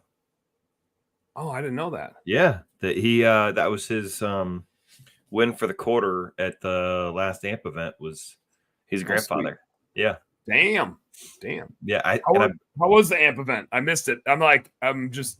Maynard asked me today. He's like, "Are you going to come back to AMP?" And I was just like, "Eventually, but I just don't have time to travel." Yeah, dude. So I channeled my inner Dan Plata, also known as partially Rob Anderson. I was like, do I want to go like to this October 25th is like a bad time to leave. But I've also like a couple years ago, for those of you who, if anybody's even watching, so it was BBB and we had to come either with a $10,000 like business idea, $10,000 lesson learned, or $25,000 business collaboration. Now, one of my things was that it cost me over $10,000 when I got COVID, and I've been really, really sick twice during Christmas light season. And so I was like, you know what? Screw it. I'm going to go. And then Southwest was like, actually, I was still on the fence. And then Southwest was like, hey, 50% off all flights, but you've got to fly right during when we're having AMP. So my round trip ticket is $170 to go to Nashville. Yeah. You can't afford not to go. Exactly. So, I mean, more money for bourbon and, but it'll be like a very quick getaway. But much needed. Dude, business is nuts. And I wish I'd gotten on earlier to. In a good way or a bad way? Or both? So right now we are on today's the 11th. Today is Wednesday. Today is Wednesday. Wednesday when we do this. And every week on Wednesday I'm like, it's Taco Tuesday. Let's go get Mexican, and then it's like, oh, they're all regular price, idiot. Right now we're at 77 proposals already month to date, which is just stupid. We just hired a sales manager or 2 sales guys. Our sales manager, like previous guy, started, worked like 8 days, got sick, and then like never came back. Had a bunch of other stuff that went on, and it was like, dude, like this isn't like, I feel for you, but like this train is already moving, and I can't. You got to get on, or we just got to know that we got to put somebody else in your seat. So yeah, but we got our. So now do you put somebody else in the seat? What are you doing? Yeah, we got two salespeople, and we have our marketing person that she's been helping out with a lot of the sales stuff, which has been good, and I think it'll pay off for her long term. Just more reps, more experience with it all. Oh, so people and employees today, we do our little shadow day, let people come in, and I'm very open about my political. Oh gosh, Bleep, bleep, bleep. That was definitely a boxer message. I know that. I know that. Bleep, bleep, bleep.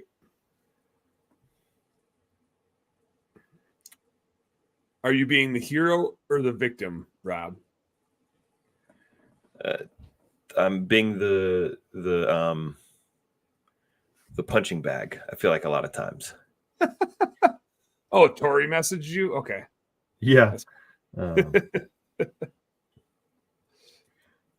When is Rob's hot wife gonna jump back on our show? Because she did the one time, and then dude, she was so mad afterwards because like it had all the glitches. Because it wasn't that was Turf's Up.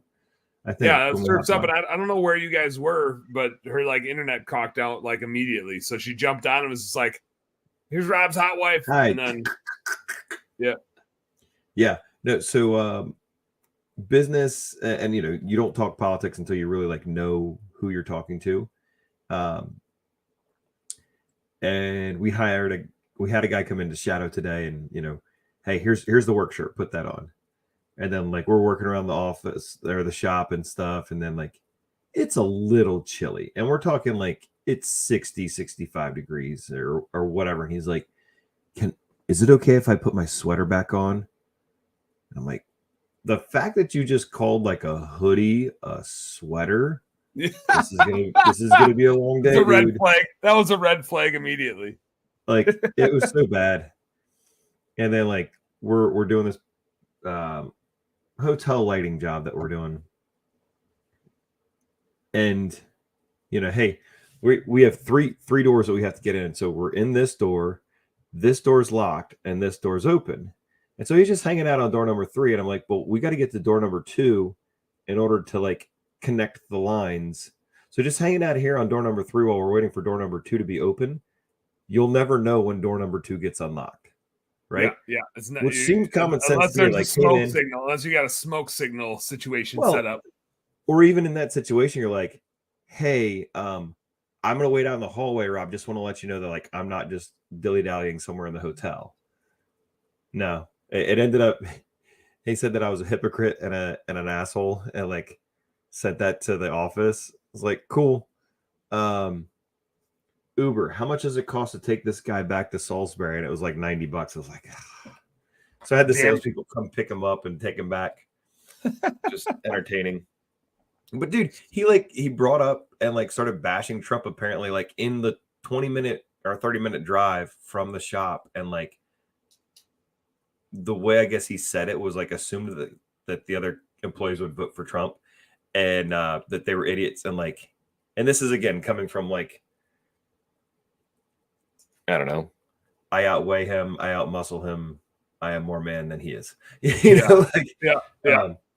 But dude, it was ridiculous. It's like, dude, if you're gonna, you gotta learn the lay of the land before you start just putting your foot in it.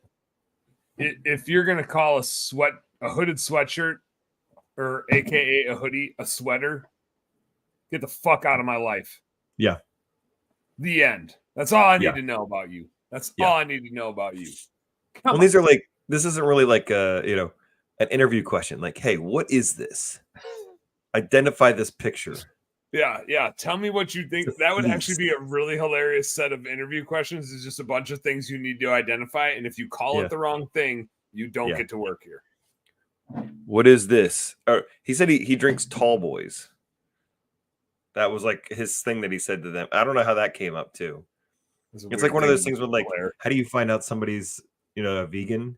Oh, they told you. You never asked, but they told you. It's kind of like if they work out at CrossFit gyms. Yeah. They already told you. Yeah. Do you know that guy, Danny? I believe he's like a CrossFit gym guy or something. Yeah, But he's awesome. He doesn't even need to tell you. You just need to see him, and you're like, dude. Yeah, you're like, yeah. You don't look like Gold's Gym muscular. You look CrossFit. You look like you own the gym, which in fact he does. Yeah, he looks like he lives in the gym, which in fact he does.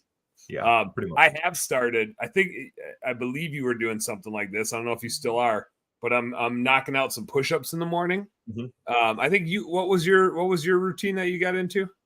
So, and that's going to be my big win, is that literally my son who's 14 is skinny, like very skinny, and like his just arms are super skinny. And he's like, Dad, do you think you could help me like work out and like get more muscles and stuff? I'm like, yes. Okay. Number one, you need to start eating some protein. But like dude's got almost like a full 6-pack now because he's so skinny. But Oh yeah, so there's no fat on you. You have a 6-pack in like a day. Yeah, it's like doing 100 lunges. I do 120 right now. So just around the house, and it's like, lunge with the right, lunge with the left, but like walking around the house doing lunges. and then these like weird shoulder things, do like 100 of those. I'll do 65 push-ups, and then I'll do 55 in the next set. And then like bicycles with your legs. So going back and forth with legs and that's been good too, to just continually, as I'm getting older, pop my lower, spinal column and stuff out of place and stuff. And so that's been good. But way to go. Yeah, it's a good little morning workout. What I'm trying to do is 20 push-ups in the morning when I get out of bed. That's it. 20? Yeah, just knock out 20. Come on, man. Actually, what I'm trying to do is do one. Because all you need to do is do one. Because once you do one, you're going to do more of them. But it's the habit of it. Like, right? You got to get in the habit of doing the thing. Yeah. And so you got to start with like, I can roll out of bed and do a push-up. Once I do a push-up, I'm probably not going to stop there. I could probably rip out 30 like decent push-ups, but if I go beyond 30, then that's just your form. I'm not a upper body lifter, dude. You've seen my calves. I'm 99% lower body, 1% upper body. But I also like usually work out over lunch. I go for my run, or I do like a jump around T25 style, beach body style workout where you get the cardio up to earn my drinks. Dude, but that's the crazy thing with those lunges. I would never have thought. And like last year I was doing 200 for my first set and then another 200. I was doing a lot of fucking lunges. I don't know that I'd be able to walk the next day. It was ridiculous. But the amount of cardio that you get at, like I'm sweating like hardcore after all that. And it's like 15 minutes of workout. And it's even just like, this is like the weirdest, like you like set your back up against the wall and you just go like this. But dude, it actually, I mean, do you have weights or do you just there's no weights at all. Just my weight up against the wall. Yep. Doing this. Yeah. It feels really good. I've done like 10. Yeah. That would be really good for my shoulders actually. And for like bow hunting. Yeah. For this. And it definitely, I mean, your traps are not trapped. Whatever. Where did you get this from? Where is this thing from? It's this thing you heard about? I'm just gonna do this the rest of the episode. We'll see how long I go. I think honestly it was either Megan or Danny. And it's this guy, and like it seems like a total Danny thing. This is a total Danny thing. But it was like, don't eat carbs, have just skip breakfast. Fuck that. I'm out on the don't eat carbs. I'm gonna eat carbs. What else? I drink carbs, but okay. Like it's kind of great. Like just eat steak, eat the bacon, eat the breakfast sandwich, but just toss the bread. Eat your triple cheeseburger, just no bun. So you don't get the like no bun, no fries, no sweet tea. But like, especially as a guy, like just pounding the meat. Is what you were gonna say. He was gonna say pounding the meat. So I said, but dude, eating like a triple cheeseburger, and then like that actually set me pretty good for a while, and I was definitely more mentally clear. And then you have like protein at dinner and veggies, and then and like you can just put as much butter as you want on all the stuff, as much bacon. It's basically like similar to Atkins and whatnot. And then a banana with a whole lot of peanut butter before bed. There you go. Yeah. With a couple beers. Yeah. Yeah. That's I follow it very strictly. To a point. Yes. To a point. I dig it. Yeah, I think I could get down with that. The big thing for me, and I'm like, today it was in the mid 50s out. It was like the perfect running weather for me. And running beats the shit out of my body, but it's so much more than the exercise. Like I need to like get off this chair because I spend all day sitting on a chair in front of a computer. It's like I got to get off this chair and go run around. I got to go get some fresh air and be outside and go and just be not sitting in a room in a computer. But I know that it's not the greatest exercise in the world, and it's not good for my joints and my body and all that, but it is great for my freaking mind to get up and run around. And all winter I kind of do the jump around in the basement type of exercise and that cardio sort of stuff. But I do need to get into a little bit more muscle building, which is why I'm starting to do more push-ups. That's good. Starting to do more push-ups. Yeah, step it up. We'll get there. Man. So business wise, do you still have more people to hire, or do you have everybody that you need already? Or that you're gonna get to knock out lights? So tomorrow I have one more person shadowing tomorrow. We still need somebody in our warehouse so badly. I wanted to get an office assistant. We had one that was like 14 hours, and it was like, no, you're annoying me. Like, and like the office person or the office manager was like, I don't know. After like day one, I was like, all right, we'll give her to the end of the week. And then it was like, she's got until we need to leave today. Yeah, it was unfortunate. Like you never want to bring somebody on and have that be that fast, but then it's like, okay, so where did we miss things? Like we weren't 100% sold, and it was, again, it was just unfortunate. Like we need somebody to do the things. And then some of the things, it's like, okay, I don't expect you to understand like all the ins and outs of Christmas lights and whatnot. But like answer a phone. Like, how do you answer the phone, Dan? If you're like, you answer it, you're like, hello, this is Dan. And then do you wait for like 30 seconds? You're like, oh man, I guess nobody's there. Do you like, hello, can you hear me now? Is that Dan? Rob? Is that you? Usually I'm like, oh, it's sweet. It's a telemarketer. Do I have time to fuck with them? It's like the cadence of what goes through my mind. Like, should I just hang up, or do I have time to have some fun? That's kind of my sequence of thought process. Does my brain need a mental break? And do I want to? Oh, so you do have extended warranties. Awesome.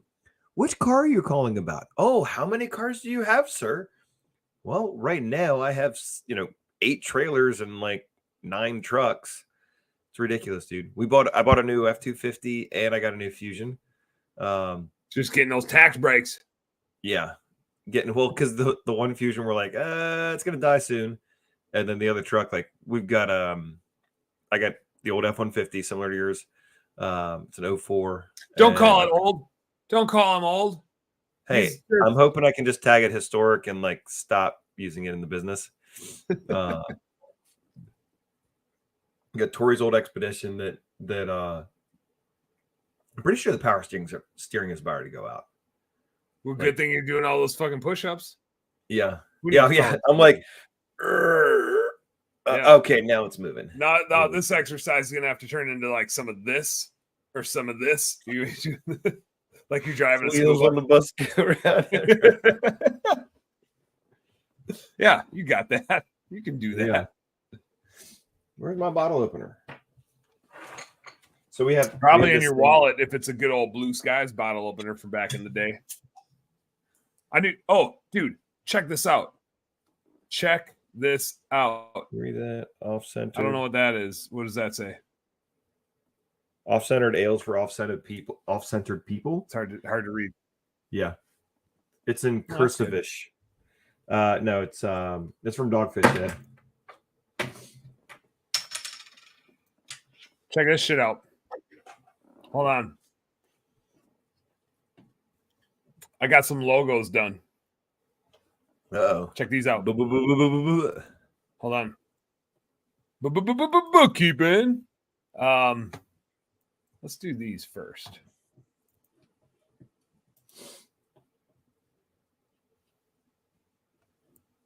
All right, I'm gonna do a little screen share here. Everybody that's still watching, we got a couple of watchers. Let me know what you think of this. I'm gonna present, share screen, share that screen. Check out this son of a gun. Huh? Whoa. That's the new podcast logo. It's got the microphone. Yeah. It's got the Blue Mountains. It's got a couple beers. So Blue it's home Mountains, service white happy hour. trees, and all kinds of stuff. Pretty much everything else is white.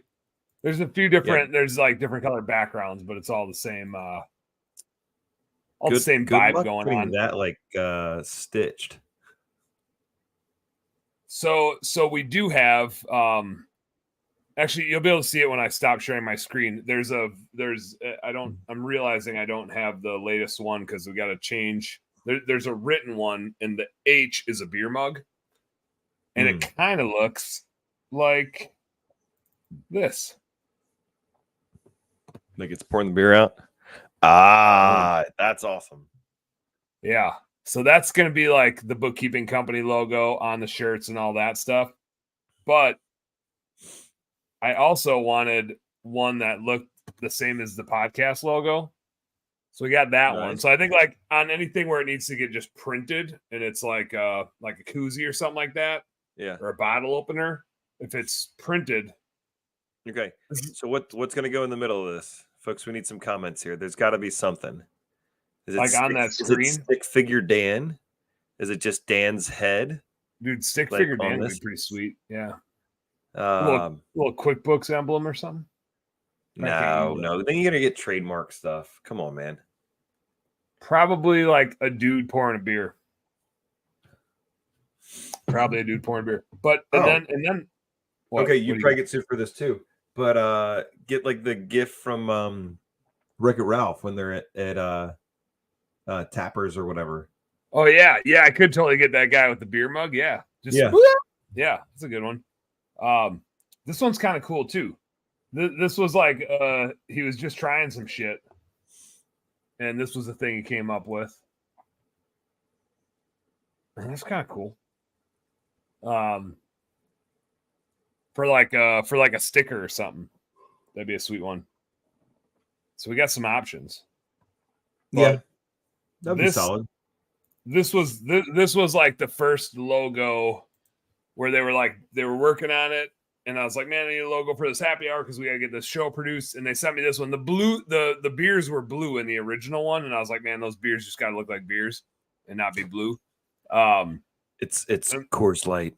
It's blue like the Rockies. It's blue like the Rockies. But well, and even like a bush can has mountains on it. Yeah. They're not blue, but they're always blue. So they are technically, the mountains are blue. But they sent me this one, and props to Joel who did this. Like, they sent me this logo, and I was like, holy shit, that's the logo, man. And I was working with somebody else on a bookkeeping or on the Best Damn Bookkeeping logo. And when I saw this, I was like, dude, just like do that, but do the bookkeeping thing. Yeah. So hence how we got here. I was like, throw some dollars in there, but keep the beers and take the microphone out and put the laptop in there. We're there. So that's what we got. Some sweet shit. But then, like you said, it needs to have it needs to be like printable, right? It's got to have a way to actually go on like a shirt. Well, so we went through with our logo with this current wrap. Like the truck got wrapped, and I was like, man, the only thing that I really don't like so much is this the Christmas lights logo, and it's not a deep like hunter green or like forest green or whatever. It's more like I don't know, just lighter green. And so he changed it to dark green on the Black Fusion. Dude, it looks so much better. So now I got to get the 99 Design guy to like just tweak that and make that the new version.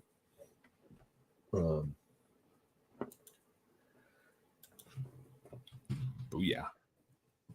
Yeah, now I need a new batch of koozies. I need a new batch of bottle openers. I need some stickers. I need a beer sleeve. You know how you can get like beer sleeves that look like a Coke can? Yes. I want to get a beer sleeve that looks like doesn't look like a koozie, but just looks like a best damn bookkeeping beer sleeve. So you can be drinking a beer and it just doesn't look like a beer because it's sleeved as if it's not a beer. It's just So- the best damn bookkeeping sleeve. My sister got me one, and it says, "I identify as a soda." Yeah, something like that. But there's got to so there's got to be a way for you to do that though. That's it's either got to be like debits and credits kind of deal, like business expenses included. Or yeah. no, Oh yeah. This is tax deductible. Bet your damn ass I'm writing this expense off or something. That's too much. But there's got to be some way. Ask me how to expense this. Yep. I like that. Yeah, that's a good play. Yeah, but it's got to be a sleeve so you can just like quickly throw it over the top of a beer can. Yeah, maybe there's a bottle sleeve too. Mm-hmm. Might be good to get a bottle sleeve. Well, that's where like we had like the screw-on ones that were like not like the Yeti stuff, but like still same thing where it's like the insulated one. Man, it keeps it. Granted, I think you and I drink our beer fast enough that doesn't usually get warm. It's true, but it's nice. Even that little bit warmer that it gets, like keeping it nice and frosty cool is good. It's a win. It's a win. I think even if it's a sleeve and not a koozie style, I want both. But I think the number one thing that pulls the cool out of the beer is your hand. So anything you can do, even if it's a fucking napkin, right? If you wrapped a napkin around your beer, it still keeps your beer colder because your hand is the thing that sucks the cold out of the beer can or bottle. I still need to get the beer sponsor. And on Turf's Up Radio, especially with our happy hour show that we got to get going. Like it's home service happy hour on Turf's Up Radio, but I'm going to have live happy hours. Yeah. So I got to start getting those on the schedule. The game plan is to do kind of the last Wednesday of every month. So I want to have like cool giveaways and stuff like that, which will be beer swag themed, given the nature of who the hell I am. Yes, So anyway, sir. I got my logo. Now I got to start getting sweet shit made. It's very easy to do that, isn't it? What? Getting stuff made? Yeah. Well, having like, hey, I would like to buy promotional products. You just say that near your phone, and then next thing you know, all the ads of the internet Yep. come after They're you. coming at you. Yep. You right. Why is my screen share? There we go. Now my screen share is gone. You got. So you're doing the AMP in a couple weeks in October. You got any other travels coming up in 2023? I mean, there's some fishing trip or something like that. That's 2024. That's next year. In 23, we got like soccer tournaments and stuff. We got one that's in Virginia Beach, and then one that apparently in my son's age group. Like normally we go to these tournaments, and there might be like 4 or 8 teams, like in our age group. There's 44 teams in our age group. Oh, it's a party. Like, so they've now had like so many teams registered that they've actually moved our entire division like 45 minutes away from the other city. Oh shit, that's actually kind of annoying then. Well, fortunately, they moved our hotel reservation to the other one. Okay, that's not as annoying then. Is we have a lot of families that are on our team because they have a younger sibling that's in our age group, and they have an older sibling that's all in the same team. So the older siblings are all going to be playing in Columbia, and we're all going to be playing in Frederick.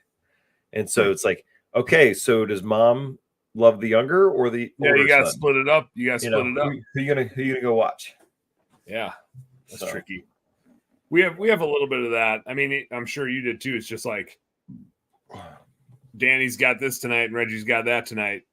Who's taking who? And then Crosby's taking along and just causing chaos.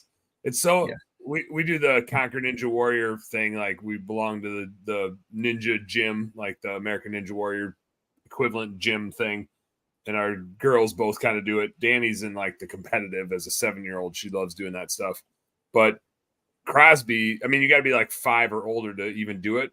And so Reggie's 5, so she can do it. So we have her. She actually starts next week in her class.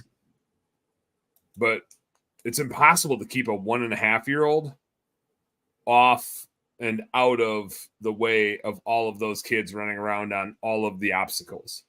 That 1.5-year-old dude is just wanting to get out there. What are you sharing here, Rob? What do you got? So there's the Fusion. Oh, yeah. Look at that. It's the hood. It's uploading the video of it. Like reason number 352 why I love company cam.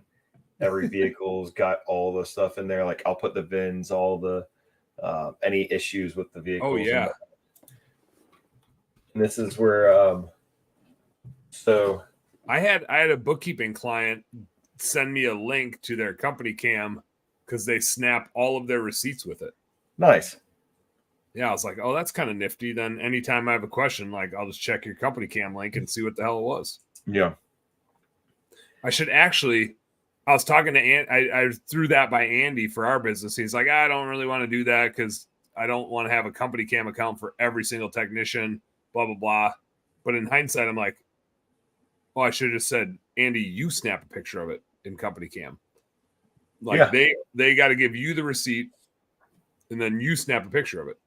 The end. Yeah. Booyah. Yeah. Problem solved. It's nice to do that.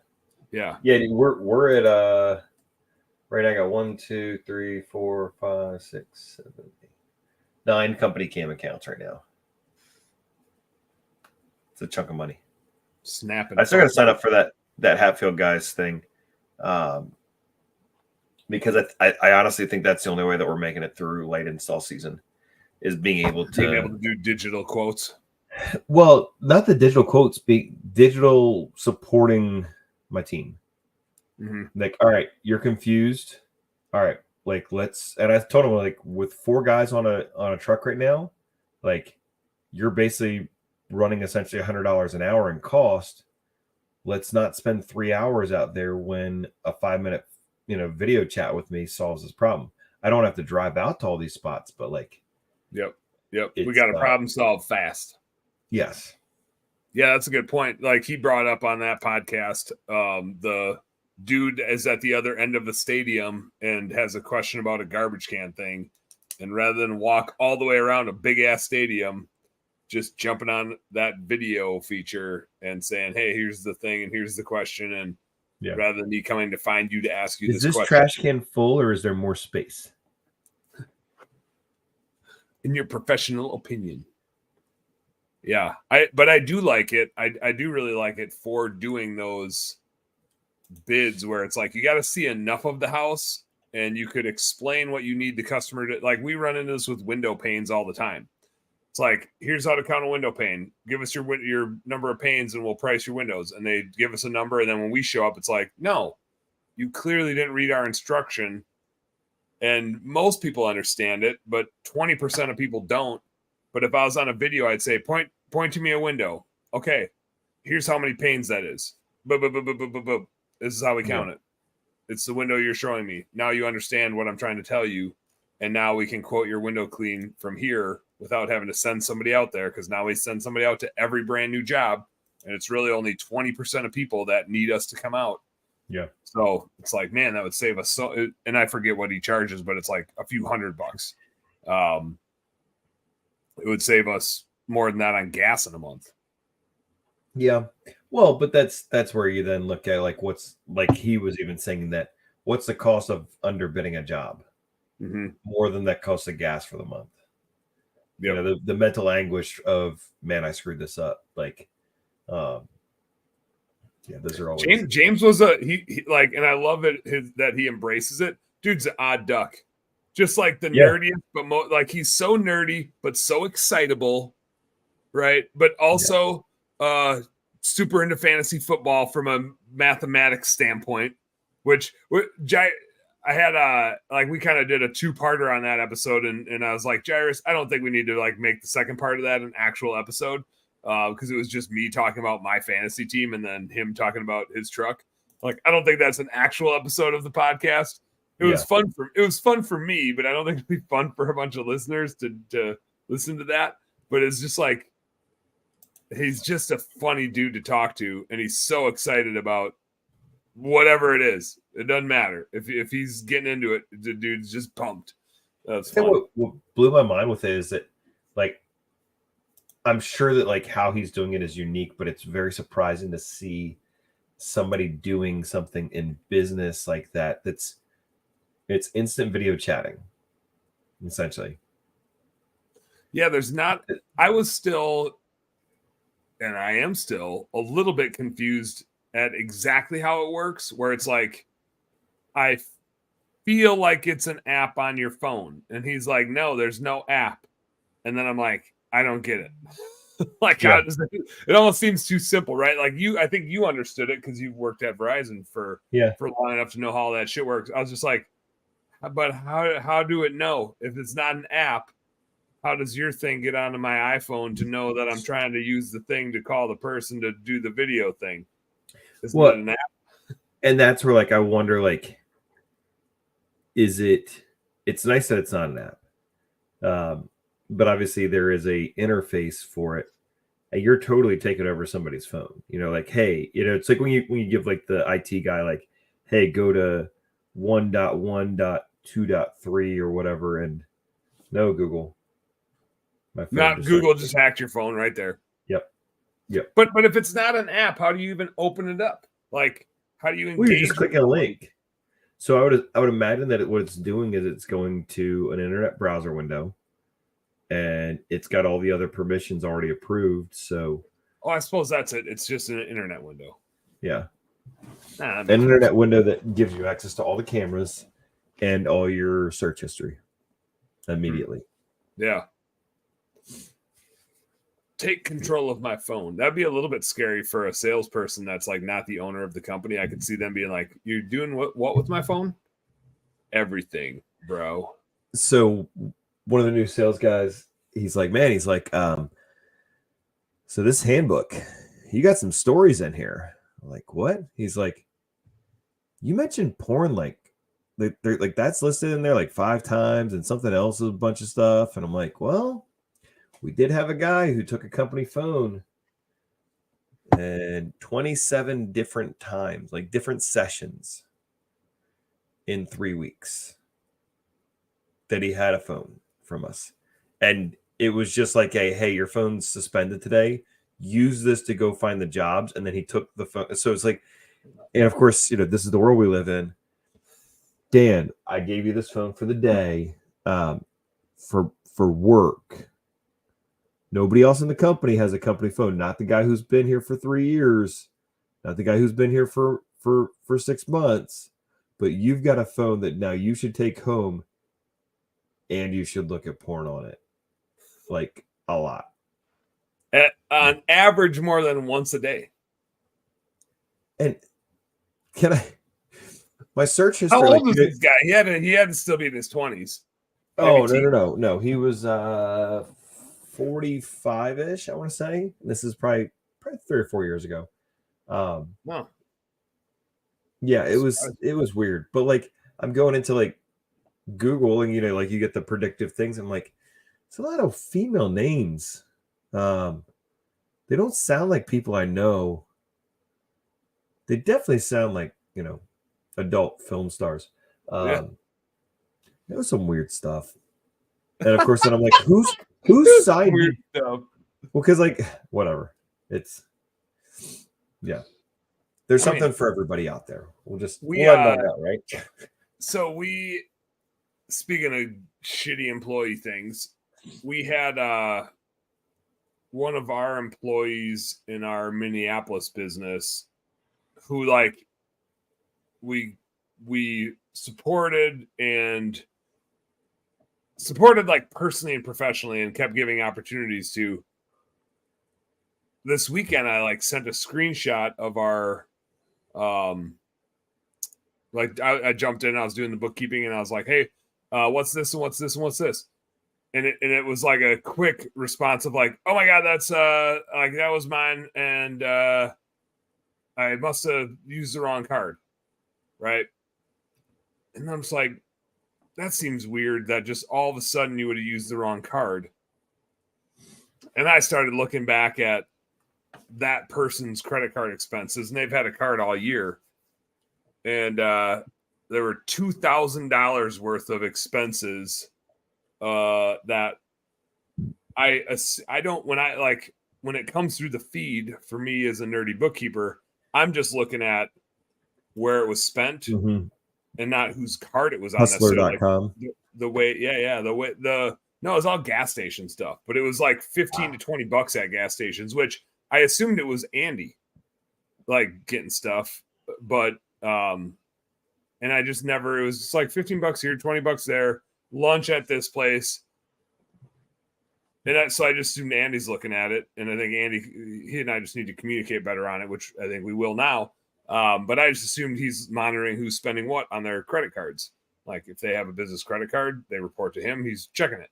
I'm not asking about 15 bucks spent at this gas station or 20 bucks bought on lunch here, and just totally added up over time is $2,000 of what we deemed was like, oh shit, they've been doing this for a while. They just got more bold, right? All of a sudden it was this tobacco store and this other place and this and that. And it was over and over and over again. And then it was on one of our other employees' cards, and he was like, there's no way that person did that, but the offending person did have had that other person's credit card for a period of time at multiple points in time when they lost theirs or something like that and needed to go out and get whatever on it. And I was just like, man, it's so funny how you could give somebody the utmost trust and opportunity, and they just can't help but fuck themselves over. It's like, okay, so they got $2,000 worth of shit from a gas station, right? Most of it was at gas stations. They bought some shitty other lunches, and most of their spend was gas and or probably going in and spending 15 bucks on just garbage at a gas station, energy drinks or whatever, which if you're a smart human, you don't buy that shit at a gas station. The gas stations are where you buy stuff from a convenience factor. That's why they call it a convenience store, and you pay 3 times as much, right?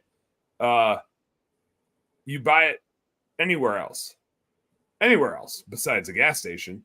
Yeah. But what? Why? What the fuck are you thinking? Like, was it worth $2,000 worth of shit to give up a career? It's like, it just blows my mind the incapacity of decision making. Like, how do you fuck that up? Well, dude, I've got another local wash company that the guy said he found out one of the guys. He felt like he was entitled to it because the boss wasn't paying him enough, so he just was. And I think he ended up stealing $5,000 or $6,000 worth of stuff because he was like, he owes me, and it was like, this is. I think you think you're owed this, but we paid you. Yeah, that's not how it works. That's not how it works. Which, and if that's the case, that's not the right way to resolve it, right? Yeah. If you feel like you deserve more, then let's go ahead. Let's have a conversation. Let's talk about it. Let's see what the fair market rate is. And if you deserve more and we can't afford to pay it, then let's help you find a place where you can get what you think you deserve. That's not that hard. But stealing isn't a great recourse. That's not a great recourse for, air quotes, getting what you deserve. People, man. Hey, so do you got ice fishing dates blocked off? You got flights booked? What do you got? What do you got for me? I've not booked anything yet. So my daughter has, they do this big musical performance thing. And I'm trying to get her to be good with me, going to multiple other things because it's 2 weekends. So I'm like, all right, I'm going to make this happen. And I also need to just get on Southwest and make the reservations. So we're gonna make it happen. I need to, which reminds me.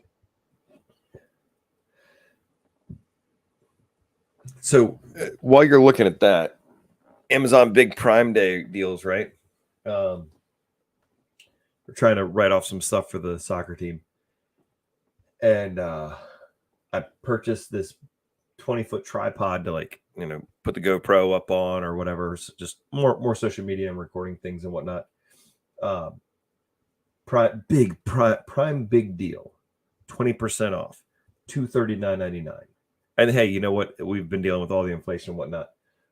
In May of this year, my purchase price was $239.99. So of course it's saying, typical price.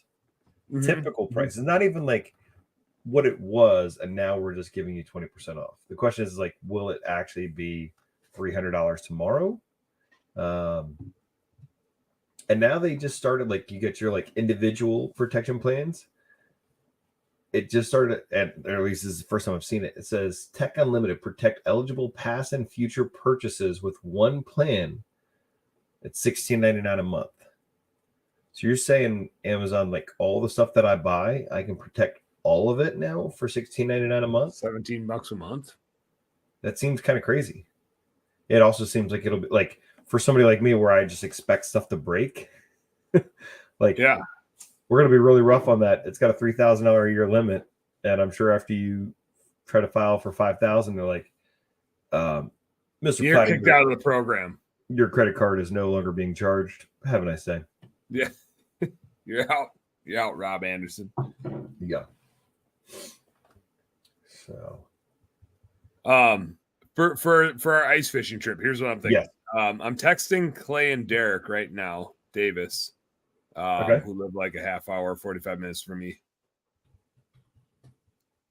And I'm not good at doing two things because I'm a guy. So I know JC and Angela are dead set on coming ice fishing, and I was okay. Yeah, they're diehard about it. They want to do it. I was gonna have so one of the thoughts that crossed my mind is it'd be fun for them to come up, and then Marty and I to find a babysitter for the weekend but it turns into a really long weekend, which is hard to find a babysitter for. And then we'll just be what's the weekend again? So you would fly in on Valentine's Day, February 14th. Wednesday, February 14th is when I need people to fly in. Okay. We'll drive up Thursday morning, the 15th, fish Thursday afternoon, Friday, Saturday, drive back Sunday. Wake up, eat some breakfast, catch a fish or two, clean whatever fish are left to be cleaned, drive back Sunday, get back Sunday night, fly out Monday. Okay. That's the plan. I forget. Gotcha. Sunday the 20th, 21st, I don't know, 19th, somewhere around there. But I was like, man, it'd be tough to have Angela and JC come up and go with Marty, because anytime Marty comes, that's a cool time to bring the kids. And we only have 4 trips this year, including this trip. So I have 3 family trips, and there's enough just other shit going on different weekends where it's I don't want to take away a weekend of bringing the kids up ice fishing. And I was like, okay, well, so I got to have JC and Angela come up when we have all the people flying, all the business owner friends flying. So I know I got to reach out to Maynard. I think Maynard probably wants to come. He thought he could make it. Zach Vernon thought he could come. Ryan Fox has been threatening to come for years. Ryan, where you at? You coming? You coming? Private ice fishing, but now it's the whole group. No, that's gonna be fun. So Clay and Derek will come. It's fun. I mean, it's more fun with this type of trip. It's more fun the more people you have, because that's the more fish that get caught, the more games that get played, the more people that are in the bar. Not to say a small fish trip is super fun, but when you get a bunch of business owners together, it's a whole shitload of fun. And then we'll have multiple fish houses. A shit show of fun. Yes. But Clay knows the dude that rents us the fish houses. So Clay needs to rent the fish houses. So we need to get a count of the number of people. And we need to have, so like I need to know how many people are flying in on Wednesday because I need to get them to my house. Now they can Uber or I can pick them up depending on what time they come in. And I got to have enough places for people to stay at my house, which we'll figure that out. But then we have to have enough trucks. It's a 5-hour drive, 6-hour drive to get up to where we ice fish. So we have to have enough trucks to get all the people and all the gear up. We have most of the gear. Everybody obviously brings their own clothes and like warm shit. And I have enough pairs of boots for a few people. And we'd spend most of the time is spent inside the fish house where it's 70 degrees and you're sitting in slippers and sweatpants, drinking beer, eating frozen pizzas. So it's not like you're outside for a little bit here and there. What's that? Hugh Hefner slippers. Sure. I got some leather moccasins. I actually have a pair of moccasins that just stay in the fish house for those 4 or 5 trips a year. They just live in the fish house. They are my fish house slippers. Marty does too. There's 2 pairs already in there. But so I just need to figure out how many people are coming to make sure we have enough truck space. I need to make sure Clay's coming because he's got the relationship with the dude. Derek is already like, yep, I'm in. So between Clay and Derek, if we need 2 more trucks, if we need 3 more trucks, maybe Ben would let us use one of his, or maybe Ben. I know Ben has a trip at the same time, so he's coming up, but maybe he can fit 1 or 2 more people in with him. I don't know. We'll have to figure all that out. So we got coordination to do. Let's see. Is all I'm saying. You looking at flights? Am I gonna screw myself by flying from MSP to Chicago on Monday? I feel like it's like just chancing like an absolute like snow shit show disaster. Connection flights kind of suck when in the winter. Yeah, you can fly direct. You're doing better. I had one that like the event was down in Florida and a crazy snowstorm, and it's like we're gonna reroute you through to Chicago in the middle of the storm. I was like, no, take me to Atlanta, take me to Nashville, take me anywhere south, anywhere but the windy city in a snowstorm. I can only imagine how bad the delays were that day. Like it was bad enough what we got routed through. Yeah. I'm with you.